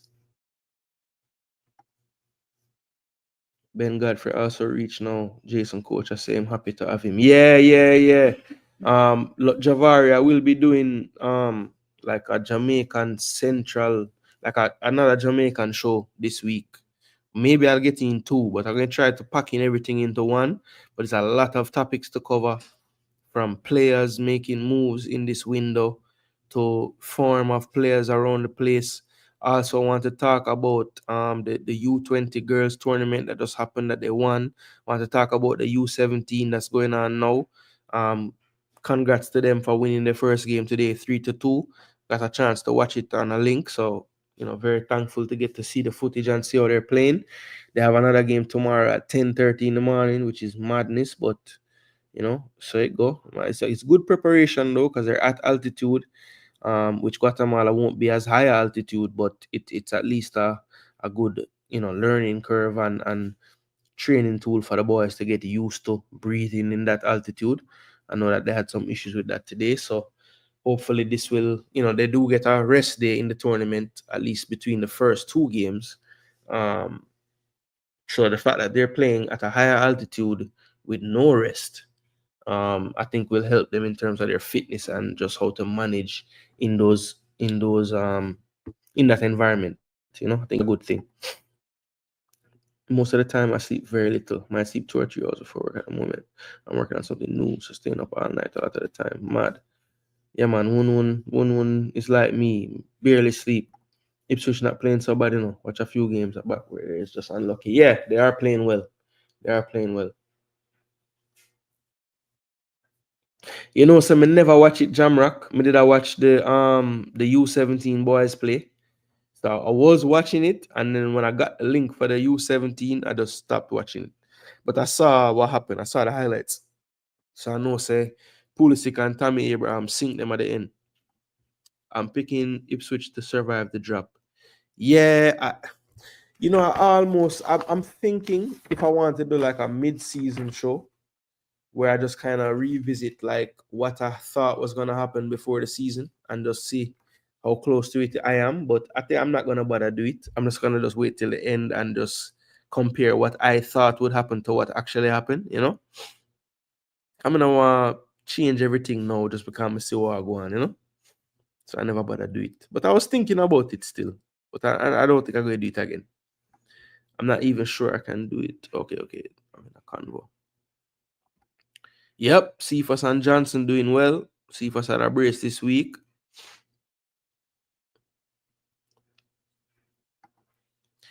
Yeah, Johnson, I mean, he never scored anything 1-1, but he's just been playing consistently well for his club, like pretty much all season. He's one of the highest rated players in the league. I mean, in the top 30, I think. Ipswich have a sensible coach that adjusts. They have a real goal threat with pace in their attack, so they have a genuine chance. That is true because I saw them playing the championship and they never went long, ever. And I've seen them numerous games this year just say, you know what? Find that target of Delap and make us just play off of that. When things not going their way in terms of building out. So you're right in that he adjusts. He's not as stubborn as Southampton old coach or my boy were gone Byron company last season with Burnley. Definitely at least understands pragmatism and that it exists and it can actually help you sometimes, you know. All right, so that is the Fulham game. Now the next game on Sunday was also a cracker, and it was one that we were definitely looking more forward to than the Fulham Ipswich game. But I thought both of these games delivered in terms of everything, you know, good football, um, big moments, controversial moments. I think it had it all, and this game definitely was a very good game as well. 2-2 it ended at Anfield. Goals by Martinez, Gakpo, Salah from the penalty spot, and Amad Diallo late with the equalizer for them to share the spoils at Anfield. And I think before I start, I just want to say is a player that I always give a lot of stick. I think it's because I think he's better than what he does for United. Like I honestly believe like he's a really, really good player, and that's Bruno Fernandes. I have to give him kudos. I don't think I've ever seen a better game by Bruno Fernandes in a United jersey before. Never. Um, and I love the fact that it wasn't because he's had games where he's had hat tricks and 4 assists, and I still don't think he played better than how he played in this game. When you talk about leadership, when you talk about taking responsibility, when you talk about knowing when to do things on the pitch that are needed and not overdoing things, because that's really and truly what he does too much. I think when the pass is not on, he'll still try it. When it's not the area to be trying the flick or this and that, he's trying it. So I just thought his decision making in this game was a lot more mindful of the team concept. And yeah, I thought Bruno Fernandes deserved a lot of praise for how United as a whole played. He was that safety valve. He was who they would find when they wanted to break the pressure. And he was constantly being able to draw a foul or turn his man and switch the play and get them going the other way. So yeah, kudos to Bruno for that performance. I thought it was excellent. On the Liverpool side, I think the main talking point about Liverpool performance, I think McAllister was really good. I thought Salah was really good. I thought Gakpo was really good. I thought Diaz and Jones struggled a little bit to get into the game, to be honest.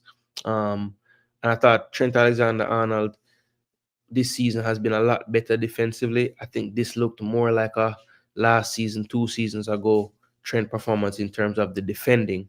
And I think even with the football, he had quite a few passing mistakes that you don't normally see. So for whatever reason, he just was not fully up to that Trent standard in this game. And even when we're talking attacking, just playing a pass down the field to Salah or playing a 2 pass that he normally would convert, he wasn't really getting those, converting those in this game.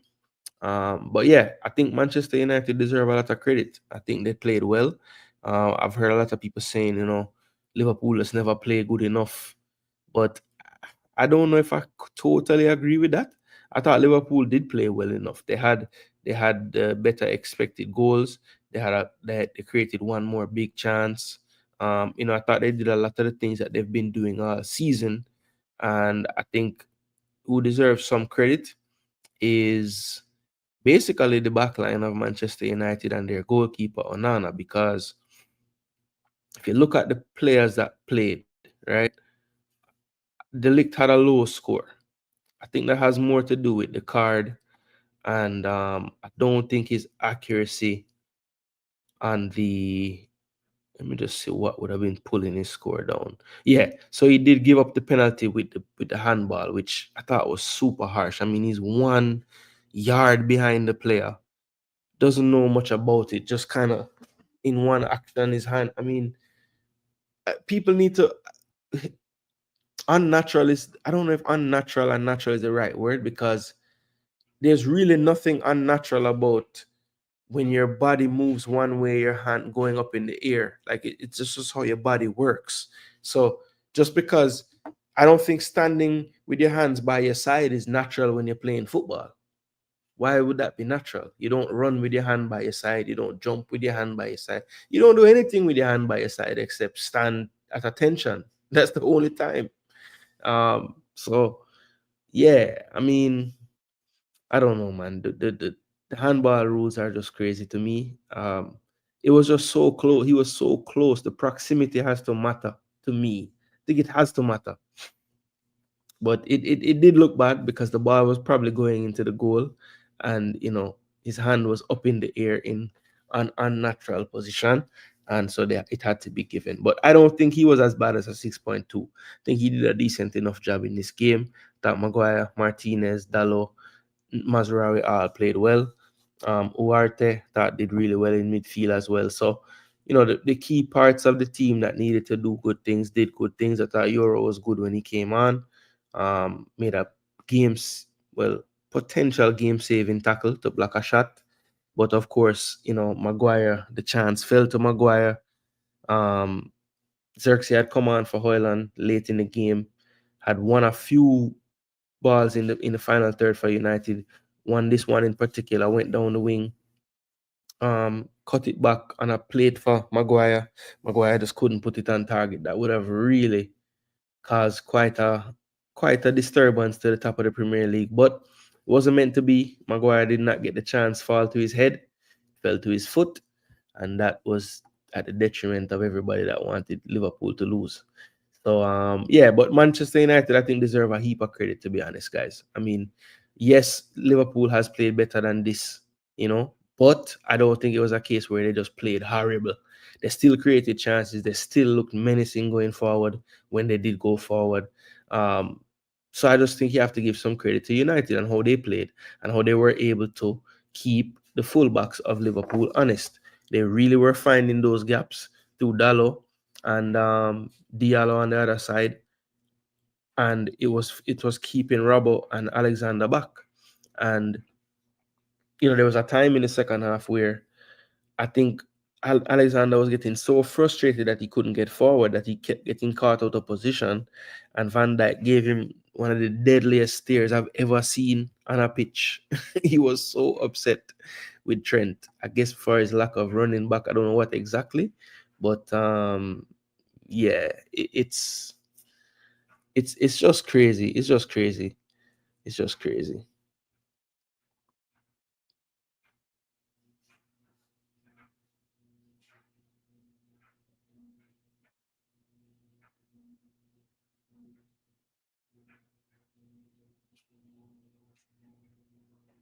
Yeah, man, too stubborn. One of the highest rated players in the league, but some Jamaican fans think he's not good enough. Yeah, it's craziness, bro. Don't get me started on the not good enough thing. Best performance I ever saw from him. I don't personally rate him as top draw, but he's good and works very hard for the team. He gives away the ball too much, in my opinion. Yeah, he's just one of those players that you have to kind of live with him losing the ball because he has the ability to play a pass that most others won't even think to play. And sometimes when you have that mindset, you're going to lose. All of them not going to work out. But I do agree that he overs it from time to time. He worked very hard on being smart in this game. Yeah, he played really well, man. Trent never could defend. His defending is rubbish. Yeah, but for whatever reason, so far this season, boy, you see this? Liverpool fans are wicked, But so when the man forward to the bench, me a man right behind the bench, I talk about get the F out of our club. I said, damn, what am I doing with the man? So I think it's because it's Real Madrid, If he was linked to anywhere else, I don't think it would have been so bad. But you see, true Real Madrid is like the arch nemesis when they come on to European football. People just already like, yo, get out of here. We don't want it again. You soon see them start cheer hard when Conor Bradley forward. Even this game, Conor Bradley forward on and play good enough. Yeah, man, the Liverpool fan, them gonna say, yo, run him. Just play Conor from now. I don't think them joke it out, Jamrock. Liverpool escaped. Yes, I agree with that ending. It's not unnatural, but knowing how natural positions are judged and the consequence of putting your hands up like that mean you have to just learn to keep your hands down, even though that's unnatural. Yeah, and that's my issue with how it's ref, right? Because it would be more unnatural for a defender to be running around with his hand behind his back than for him to just run and naturally use his arms like you do for balancing everything else you do in life. So yeah, it's just tough. It just put them in a tough spot. It's just like in American football now, like the defensive players can't do anything. So it's just like more points, more reception, more touchdown, more whatever. But it's only because they can't do anything to stop it. You know what I mean? Bless up Stefan. Big up yourself, bro. Jason, I think I tell you, United would win this one, but them get a draw. Yeah, you did go for a United win. Yeah, but them draw. They said them just call everything.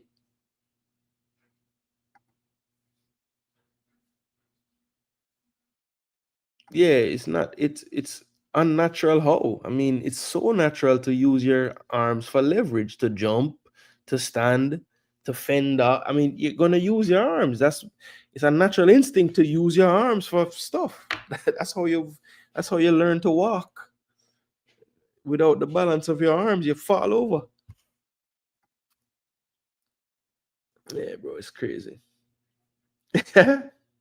Yo, somehow Chile, I gotta tell you how bad Kyle Walker is, you know? Him just relate him to Trent now.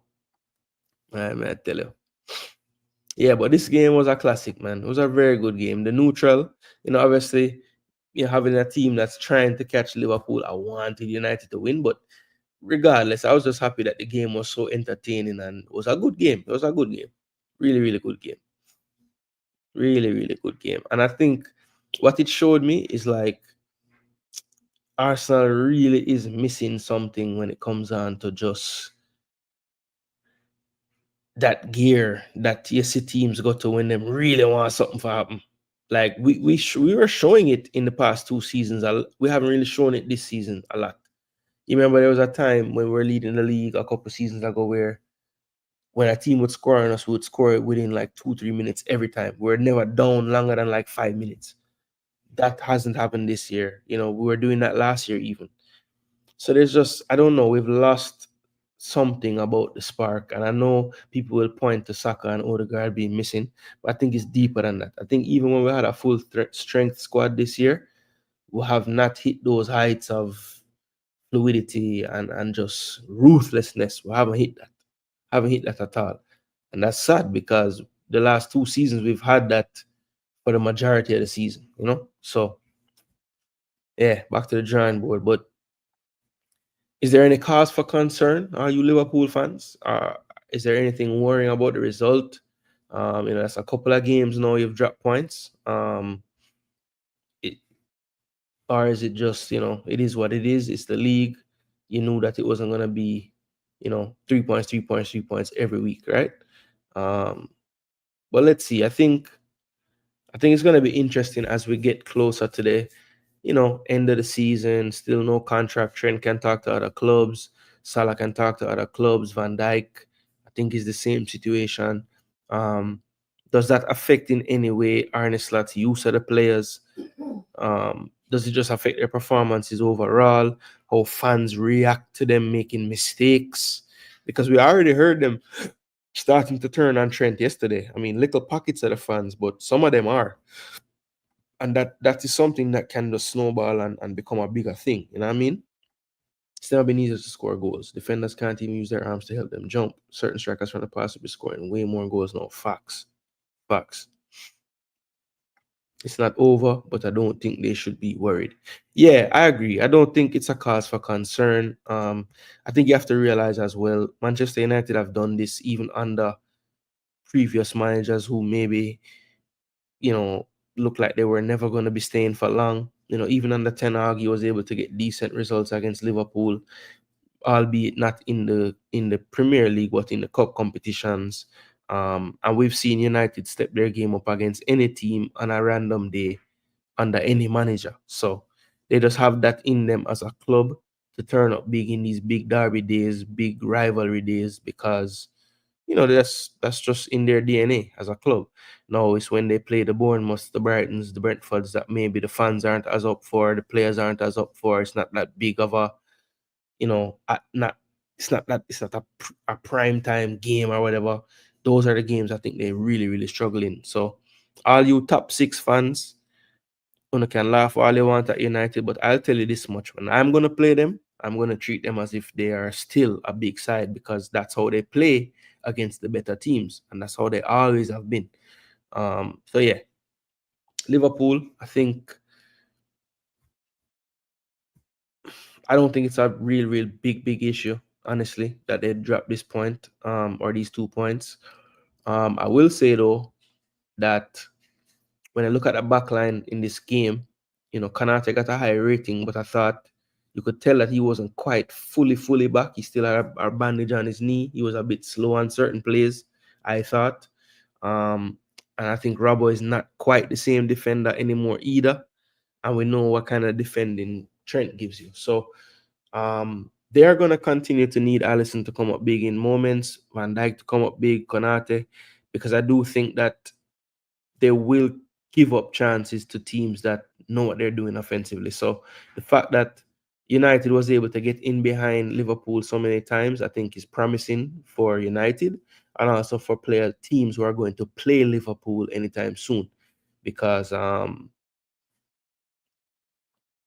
yeah, they still, even though Slot has maybe put on the handbrake a bit in how they attack, they still attack in numbers. I mean, 4, 5, 6, 7 players sometimes. So if you can have the bravery to leave a couple players up front or, a little bit further advanced, you do have the chance to count on them. And we saw one thing that I thought United did well was they didn't always go for the quick counter. If it was on, they went for it. If not, they tried to have some sustained possession, and they were able to even get in behind after a little bit of possession as well. So I think teams that are looking to play Liverpool should really watch this game and try to see, what can their teams do, based on how they play and their system that can really hurt Liverpool. Because I think United showed you a few ways that you could if you really study this game. So in the end, points shared at Anfield, and I thought it was a classic. I thought it was a very good game. Enjoyed it thoroughly, especially the second half. All right. The last game of the week was today, and that was Mateus Cunha-less Wolves taking on Forest, and this game ended 3-0. 3-0 people. So let's take a look at the teams. So Wolves with a makeshift backline, and it showed on the day as well.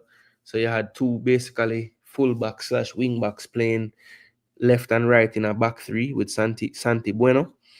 Jose Sarr did not have a great day today. He has been playing well for them lately, but not today. The youngster Lima played right wing back. Gomez played left wing back. You had Doyle and Joao Gomez playing centrally in the midfield. And then for Forest, they went with their two wingers from the start, Hudson Odoi and Elanga. I'd been asking earlier in the season why him always only play one of them.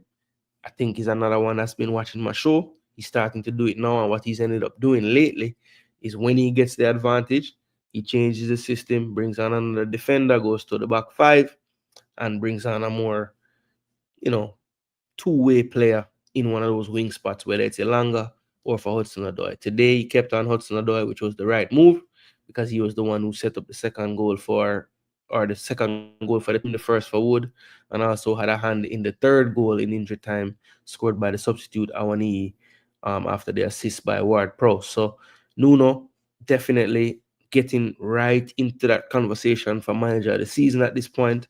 I know a couple of weeks back I had said right now it's between Arne Slot and Maresca. Of course, Maresca's recent form, we'll have to revisit whether he'll be there at the end still, but definitely right now it would be between Arne Slot and Nuno Espirito Santo for me. I mean, you could probably ask 100 people before the season start. After 20 games played, it's gonna be Liverpool 1, Arsenal 2. Everybody would say, okay, that's possible.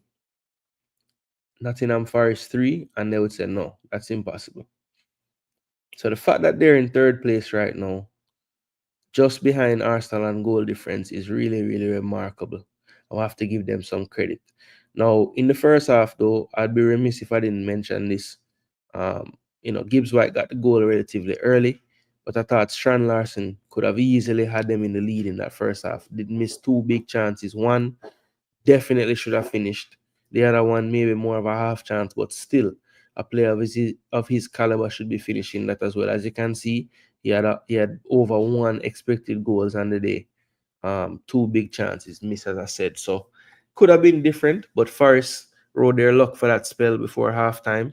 And, you know, right before they went in for halftime, they got that all important second goal. And really, that second half was just an exercise in how to control a second half without doing too much. You know, they definitely got on the front foot a lot less. They weren't even countering as aggressively as they were in the first half. Um, and they just kind of managed the game and did really well in doing so. I think Matt Sells has been a big part of what they do in terms of, the solidity around the back. And of course, I've been saying it.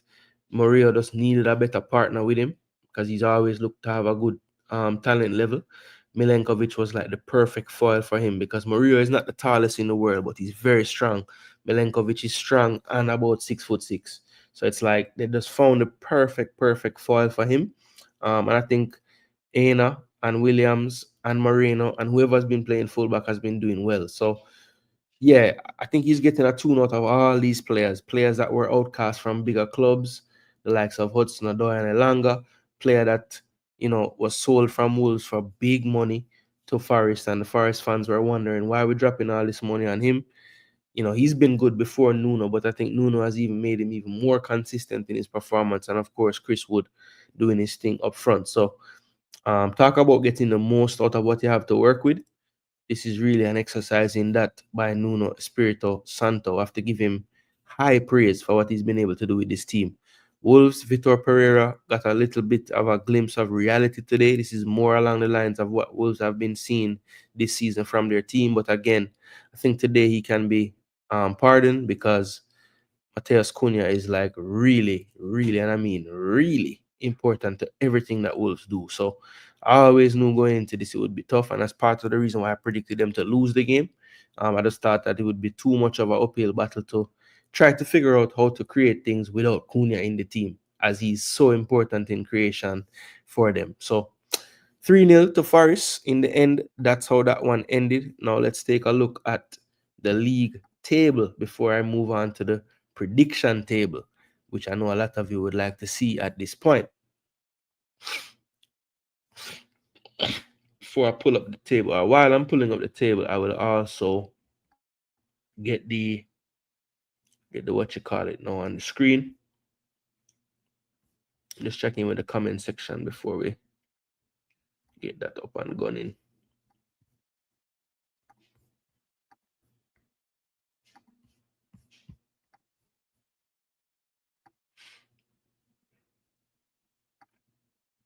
All right, so let's see.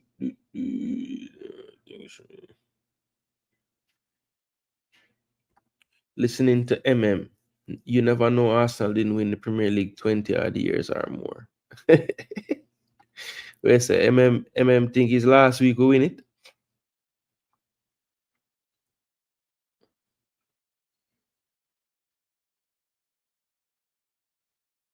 Yeah, man, it was a good game, man. I must say one draw Southampton have in their last 8 games or more. Remember they get a next 5 love from Tottenham. Watching them, I don't really see much quality. No, I'm saying, but that 5 love was under the previous manager. And I'm saying after he got fired, they lost a game like 1-0 and then 2-1, and they drew a game 0-all. So they just weren't conceding as many goals. They weren't scoring any goals either, to be honest. But yeah. First, are a counter-attacking team with pace wide and a good defensive shape. If you play them and get counter-attacked that much, your coach must be an idiot. Facts.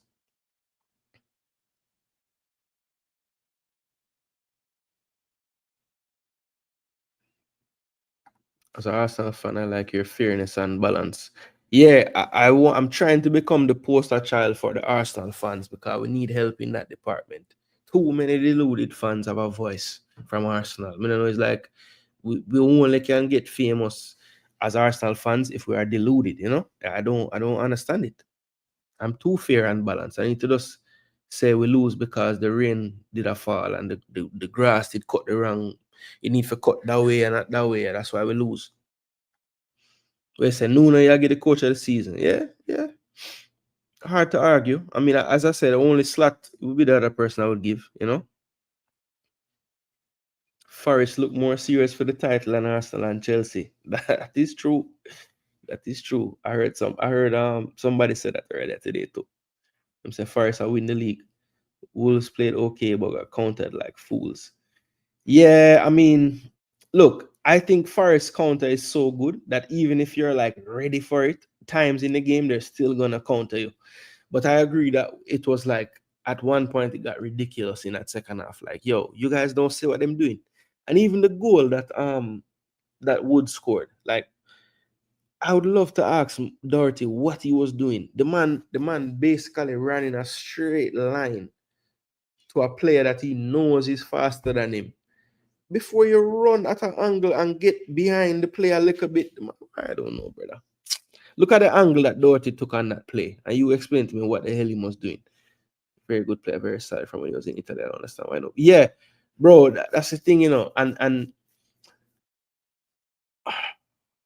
a lot of times I'll watch games in these other leagues, either scouting players or just because there's nothing else to watch at the time, or I catch it later and I'm just watching it. And there's so many of those defenders in Serie A that I think to myself, yo, this guy would have been good for so and so, or good in this league. And I don't know, bro. I watched the highlights and saw a Wolves player miss a goal. That was one of the worst missed goals I've seen in a while. Yeah, it was Strand Larson, the striker.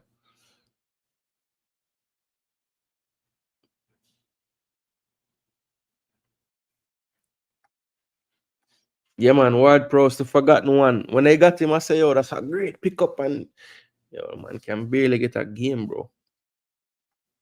Have enough to do much better. They're not the best, but are nowhere near as bad as these coaches have made them look.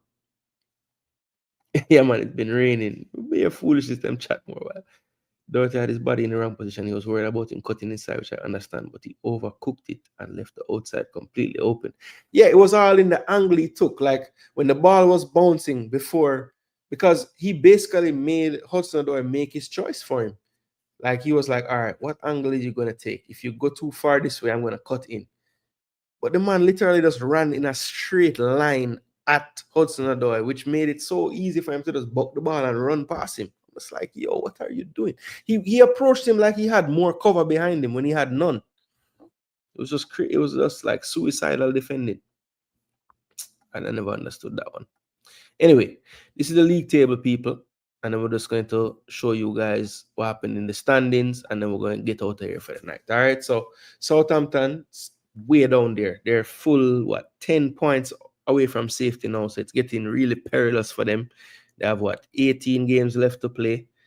They're going to need to go on a massive run. I would say they would need at least another 20 odd points in those 18 games, which based on their squad, their team, the teams they're going to have to play, just don't see it happening. But good luck to you guys down there. Leicester, 14 points, not as dire straits as Southampton, but definitely don't want to fall any further into any hole than they are. Ipswich, after that good performance, still could do no better than staying in the relegation zone in 16. Wolves, though, tried to get closer to them on goal difference, almost went below, minus 14 now, all the way from minus 11. So that gap has been closed. So they don't have that advantage anymore over Ipswich. Everton in 16th and 17 points. Then you have Crystal Palace 15th and 21, so a little bit safer than Everton and Wolves. Then you have West Ham still somehow with the same manager on 23 points, but that could change as early as tomorrow, I think. Man United, 23 points as well in 13th, but that goal difference at -5, so that's why they have the advantage over West Ham. Then in 12th, you have Tottenham on 24 points. They have a staggering 10 losses in their first 20 games, and still have a plus 12 goal difference. So that makes sense. 27 points for Brentford at this point. They are in 11th. Then you have Brighton, 28 points now. They have 10 draws in their 20 matches. So the 10 losses for Tottenham, 10 draws for Brighton, and it's 28 points for them, and they're in 10th. Then you have Fulham in 9th, 30 points, only a point they could get against the Tractor Boys, but they stay in the top 10. Aston Villa moved up a place to 8th. They are on 32 points now, -2 goal difference. Then you have Bournemouth in 7th on 33. Man City into the top 6 with a win again on 34 points. Then you have Newcastle with their 5 on the bounce, up to 35 points now in 5th position. You have Chelsea last of the top 4 with 36 points after their draw and a loss in the last fixture. They are only on 36 after being on 35 with 18 played. So not the best couple of weeks for them. They are in 4th, and you have Forest with another win. They're up to 12 wins on the season now, to go along with 4 draws and 4 losses to put them on 40 points plus 10 goal difference. Arsenal in 2nd only by virtue of goal difference. They have 7 draws, only 11 wins, and 2 losses so far this season. And then Liverpool, even though they were held to a draw, still have a 6-point lead and a game in hand on both Arsenal and Nottingham Forest. So that is the league table as we currently see it. Next program, we are going to do this for you guys. We're going to show you how the standings went this week. So let's get that up on screen so we can show you. Drum roll, please. Boom. So the winner of this week's JGTV prediction standings is Float Management. Big up yourself, Float. 7-3 records. As I said before, you had 3 correct games predicted as well. Those 3 games were the 2-1 Newcastle victory, 2-1 to Aston Villa over Leicester, and you also predicted the 2-all Fulham and Ipswich match. So big congratulations to you, Float. Always checking every week. So love to see a regular getting the win this week. Biggs G did well as well. Another regular always here on the channel, always dropping his predictions. Also got 3 games correct, but did miss 4 overall. So just missed out on the trophy this week. And myself in 3rd, 6-4 as well with 1 win. Chile and Game Birds 6-4 with none predicted exactly. Moss and Red Skull tied 5-5 with 2 games predicted correctly. Javari 5-5, 1 predicted. Duke, CK 5-5. There were a few others on 4-6. Jagarns, Chaddy, big up yourself. I see you in the comment section tonight. You were 4-6 as well. Not good enough to place on the screen or get the trophy, but you weren't as bad as the worst this week. Coach Edwards as well was 4-6, but there was one participant that had the worst week by a couple of games actually this week. So definitely no argument as to who it could be. And I feel bad because I almost did bad him up to tell him to make sure that him sending him damn pics to the comment section, and he did because he's a good guy. But look what reached him now. The donkey of the week, people, for week 20 goes to none other than my brethren himself, RR, with a 3-7 record. 0 games predicted this week. Oh my gosh, RR. And actually, RR, I even was nice to you because you really were 2-8. And you had 1 game predicted correctly. You did say that Brighton and Arsenal would draw. So I think your bad mind caused this donkey. Okay? But no, you got it right. You said 1-1 to Arsenal and Brighton. And you also said that Brentford would beat Southampton. So you got that one correct. But those were the only 2 you got right, man, for the whole week. So sad to say, RR, please keep sending your comments because we don't want the last time you play for you to be the donkey, and that's always is in. So yeah, man, send back in next week, and you don't know play next week again. But yeah, respect to everybody who played, took the time out to send in their comments, and after the fact, if they missed the show, put it in the comment section. I really appreciate it to help the show to build some more vibes as well. You know the thing go. But yeah, very thankful that so many people want to participate now. I can't even put everybody on the screen anymore, so that is great. That means the channel is growing and the word is getting out that it's it's an enjoyable program to take in. You know what I mean? A lot of fullbacks do that. They want to start the man on the inside, but leave the outside completely open. Force someone outside or put the 7% to cover the outside. Yes, you want to. That's the whole goal as a defender. You want to funnel somewhere, but you can't just. It's like you funnel with no way to block. It don't make sense. Playing the way they do without the best centre backs, the wheels are always gonna come off. The coach will not adjust. So this is what you get. That's true. They really don't have the good personnel in centre back. Chelsea get a goalkeeper and 2 centre backs. They'll be yeah, I agree. I agree. They just need some centre backs and goalkeepers. That is it, literally. Yeah, 3 correct scores out of 10 is great. I mean, a couple this week got 3 too. Biggs G and Float. So that's very good. Yeah, man. Yeah, man. Get some rest, my bro. Respect, respect. Well, ever clean, pristine. You are 5-5. No, you were 4-6. So there was a contingent of players 4-6, and them just never, the screen not big enough for everybody. So yeah, you just were just underneath getting on the actual table itself. You know what I mean? So now it's like you have to really forward in the top 8, 9 to get on the screen. But yes, I had all your picks pristine, and you went 5-5. No, sorry, 4-6. So you just missed out on getting on the actual table. Blessings 1-1. I always show you support them ways there, whether monetarily or through the comment section. We appreciate all of it, bro. Yeah, man. Congrats to Float, man. Float. And at the end of the season, I'm gonna save all of them, man. So I'm gonna tell you who was the winner of the season with the most wins every week. Obviously, consistency will help you to win that, but you never know. If somebody just start playing and win all 19 that's left, or 17 that's left, or with 18 that's left, and you deserve it. You see me? So I'm good at the win and draw, but the goal prediction kind of sticky. Yeah, well, Javari, that is what separates that, because if I just did win, lose, or draw, everybody would have win. The only tiebreaker will be the score. So that's the only reason I do it that way there. But yes, Javari, it is more difficult. That's why I make sure to include it. Yeah, man, 3 is great. Yeah, man, you went 4-6, pristine.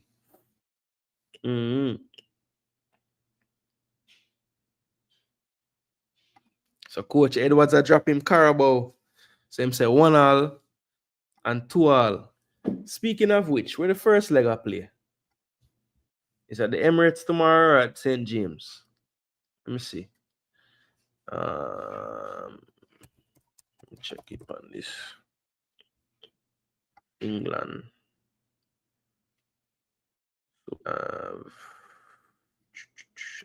Let's go to event. Okay, so the game is at the Emirates tomorrow. I don't know if I love that. I'd rather get the game away out of the way.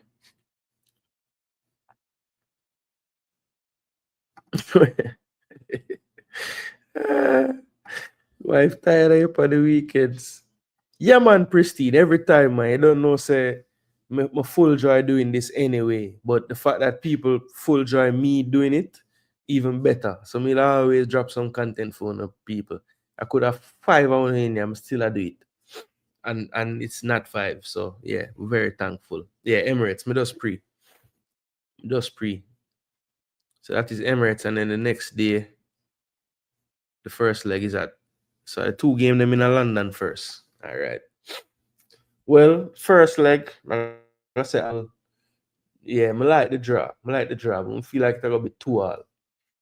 And then the other game, Tottenham Liverpool.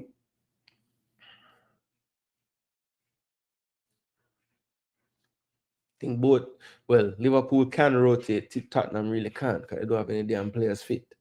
So if they do rotate, it's gonna be some kids, which I think Andrew will be going to win this damn game, because I think him knows that the fans them want something. But I feel like Liverpool are gonna beat them anyway. So I'm gonna say 2-1 Liverpool and 1-1 and 2-1 tomorrow.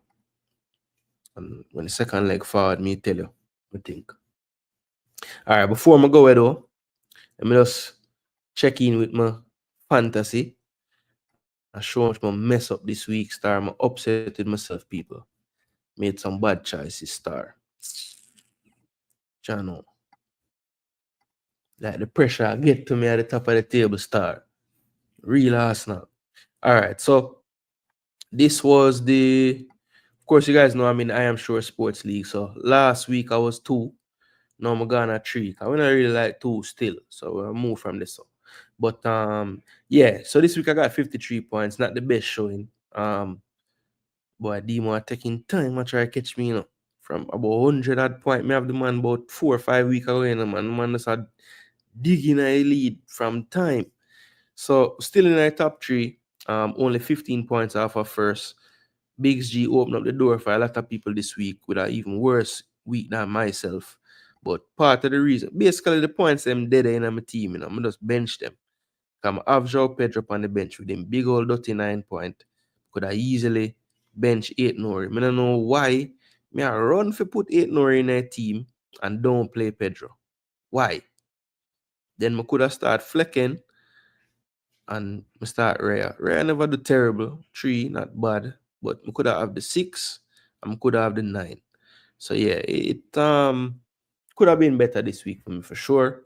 I think that's a part of the reason why pretty much everywhere me have a rank, I drop this week. In a small league, in every league around the world, I just drop down. So not the best week for me. Have some time though.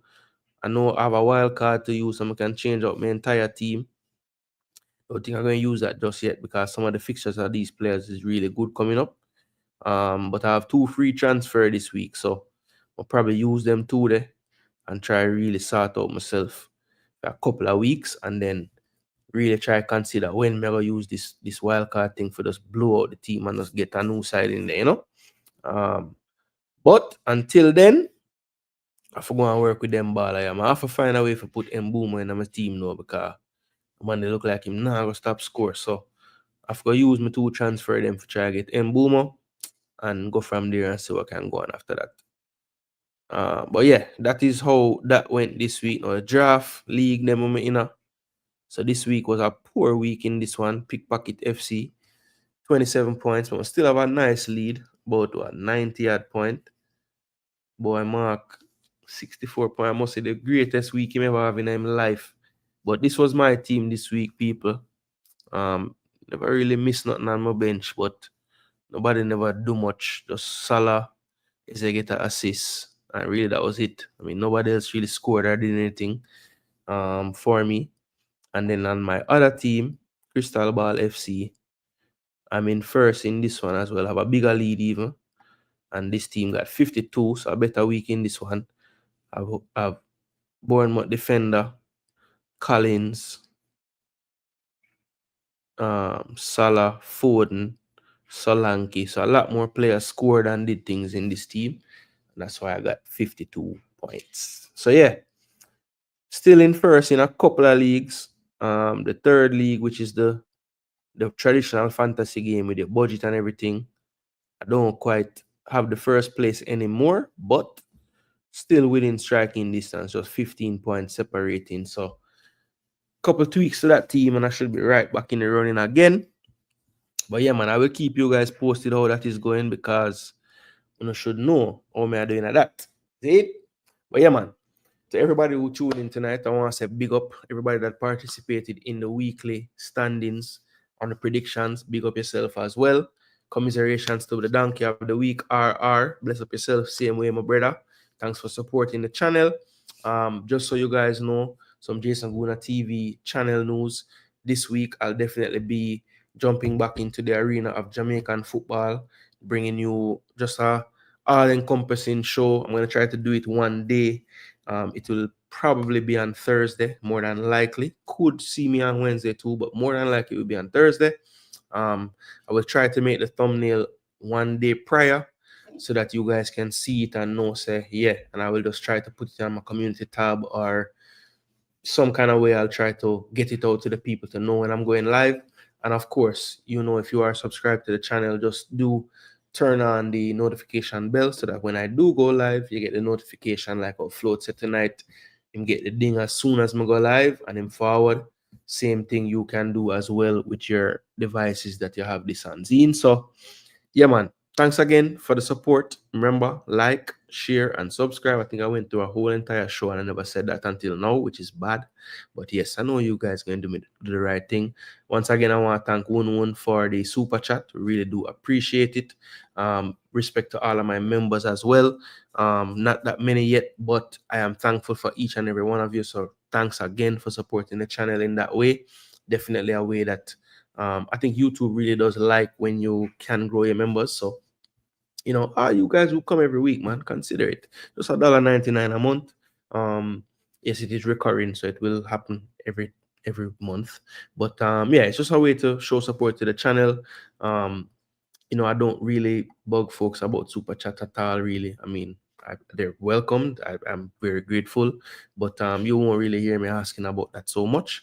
So it's just a way to kind of support without having to every day drop a thing. You know what I'm saying? One decides this is his way to support. He always, most of the time, will drop a super chat, even when he's just leaving out, just to bless me up. And I don't expect everyone to do that, but definitely strongly consider becoming a member of the channel. It does help the channel a lot. It's good for YouTube to see that of the amount of subscribers you have a certain amount of members. So all these little things that YouTube will try to push me into the algorithm to more people, all of these things play a role. So liking the video, sharing the content, dropping comments in the comment section. You guys can please drop your comments after the show is over. If there was something you didn't hear me talk about in the show and you'd like my opinion or anything in general, you just want to drop a comment blessing me up, do that, because it does help. All of that stuff helps in the algorithm. The more dialogue, the more what's the word I'm looking for? The more interaction with your subscriber base and your fans. You know what I mean? That is definitely something that is looked at. So yeah, man, just help me out with those things. And yeah, we're gonna move forward, keep pushing on. As I said, look out, all you Jamaica fans that want the Jamaican news. You want to hear the latest about the players overseas. You want to hear about the multiple competitions that the JFF is entering. I will be doing a show on a lot of those topics this week, so look out for that. I will make the thumbnail at some point, try to get the thumbnail made and put out so you guys can try to lock in the time. Like I said, it will be during the day some point this week. I'll just have to find a time during the day when we're not clashing with people, because we know people already make their content during the day, so we'll work around that, because we're not really gravelicious on them thing that we know we can work in harmony all of it. So yeah, big up on yourself, people. Thanks again for the support. I am Jason Gooner. This is Jason Gooner TV. And until next time, bless.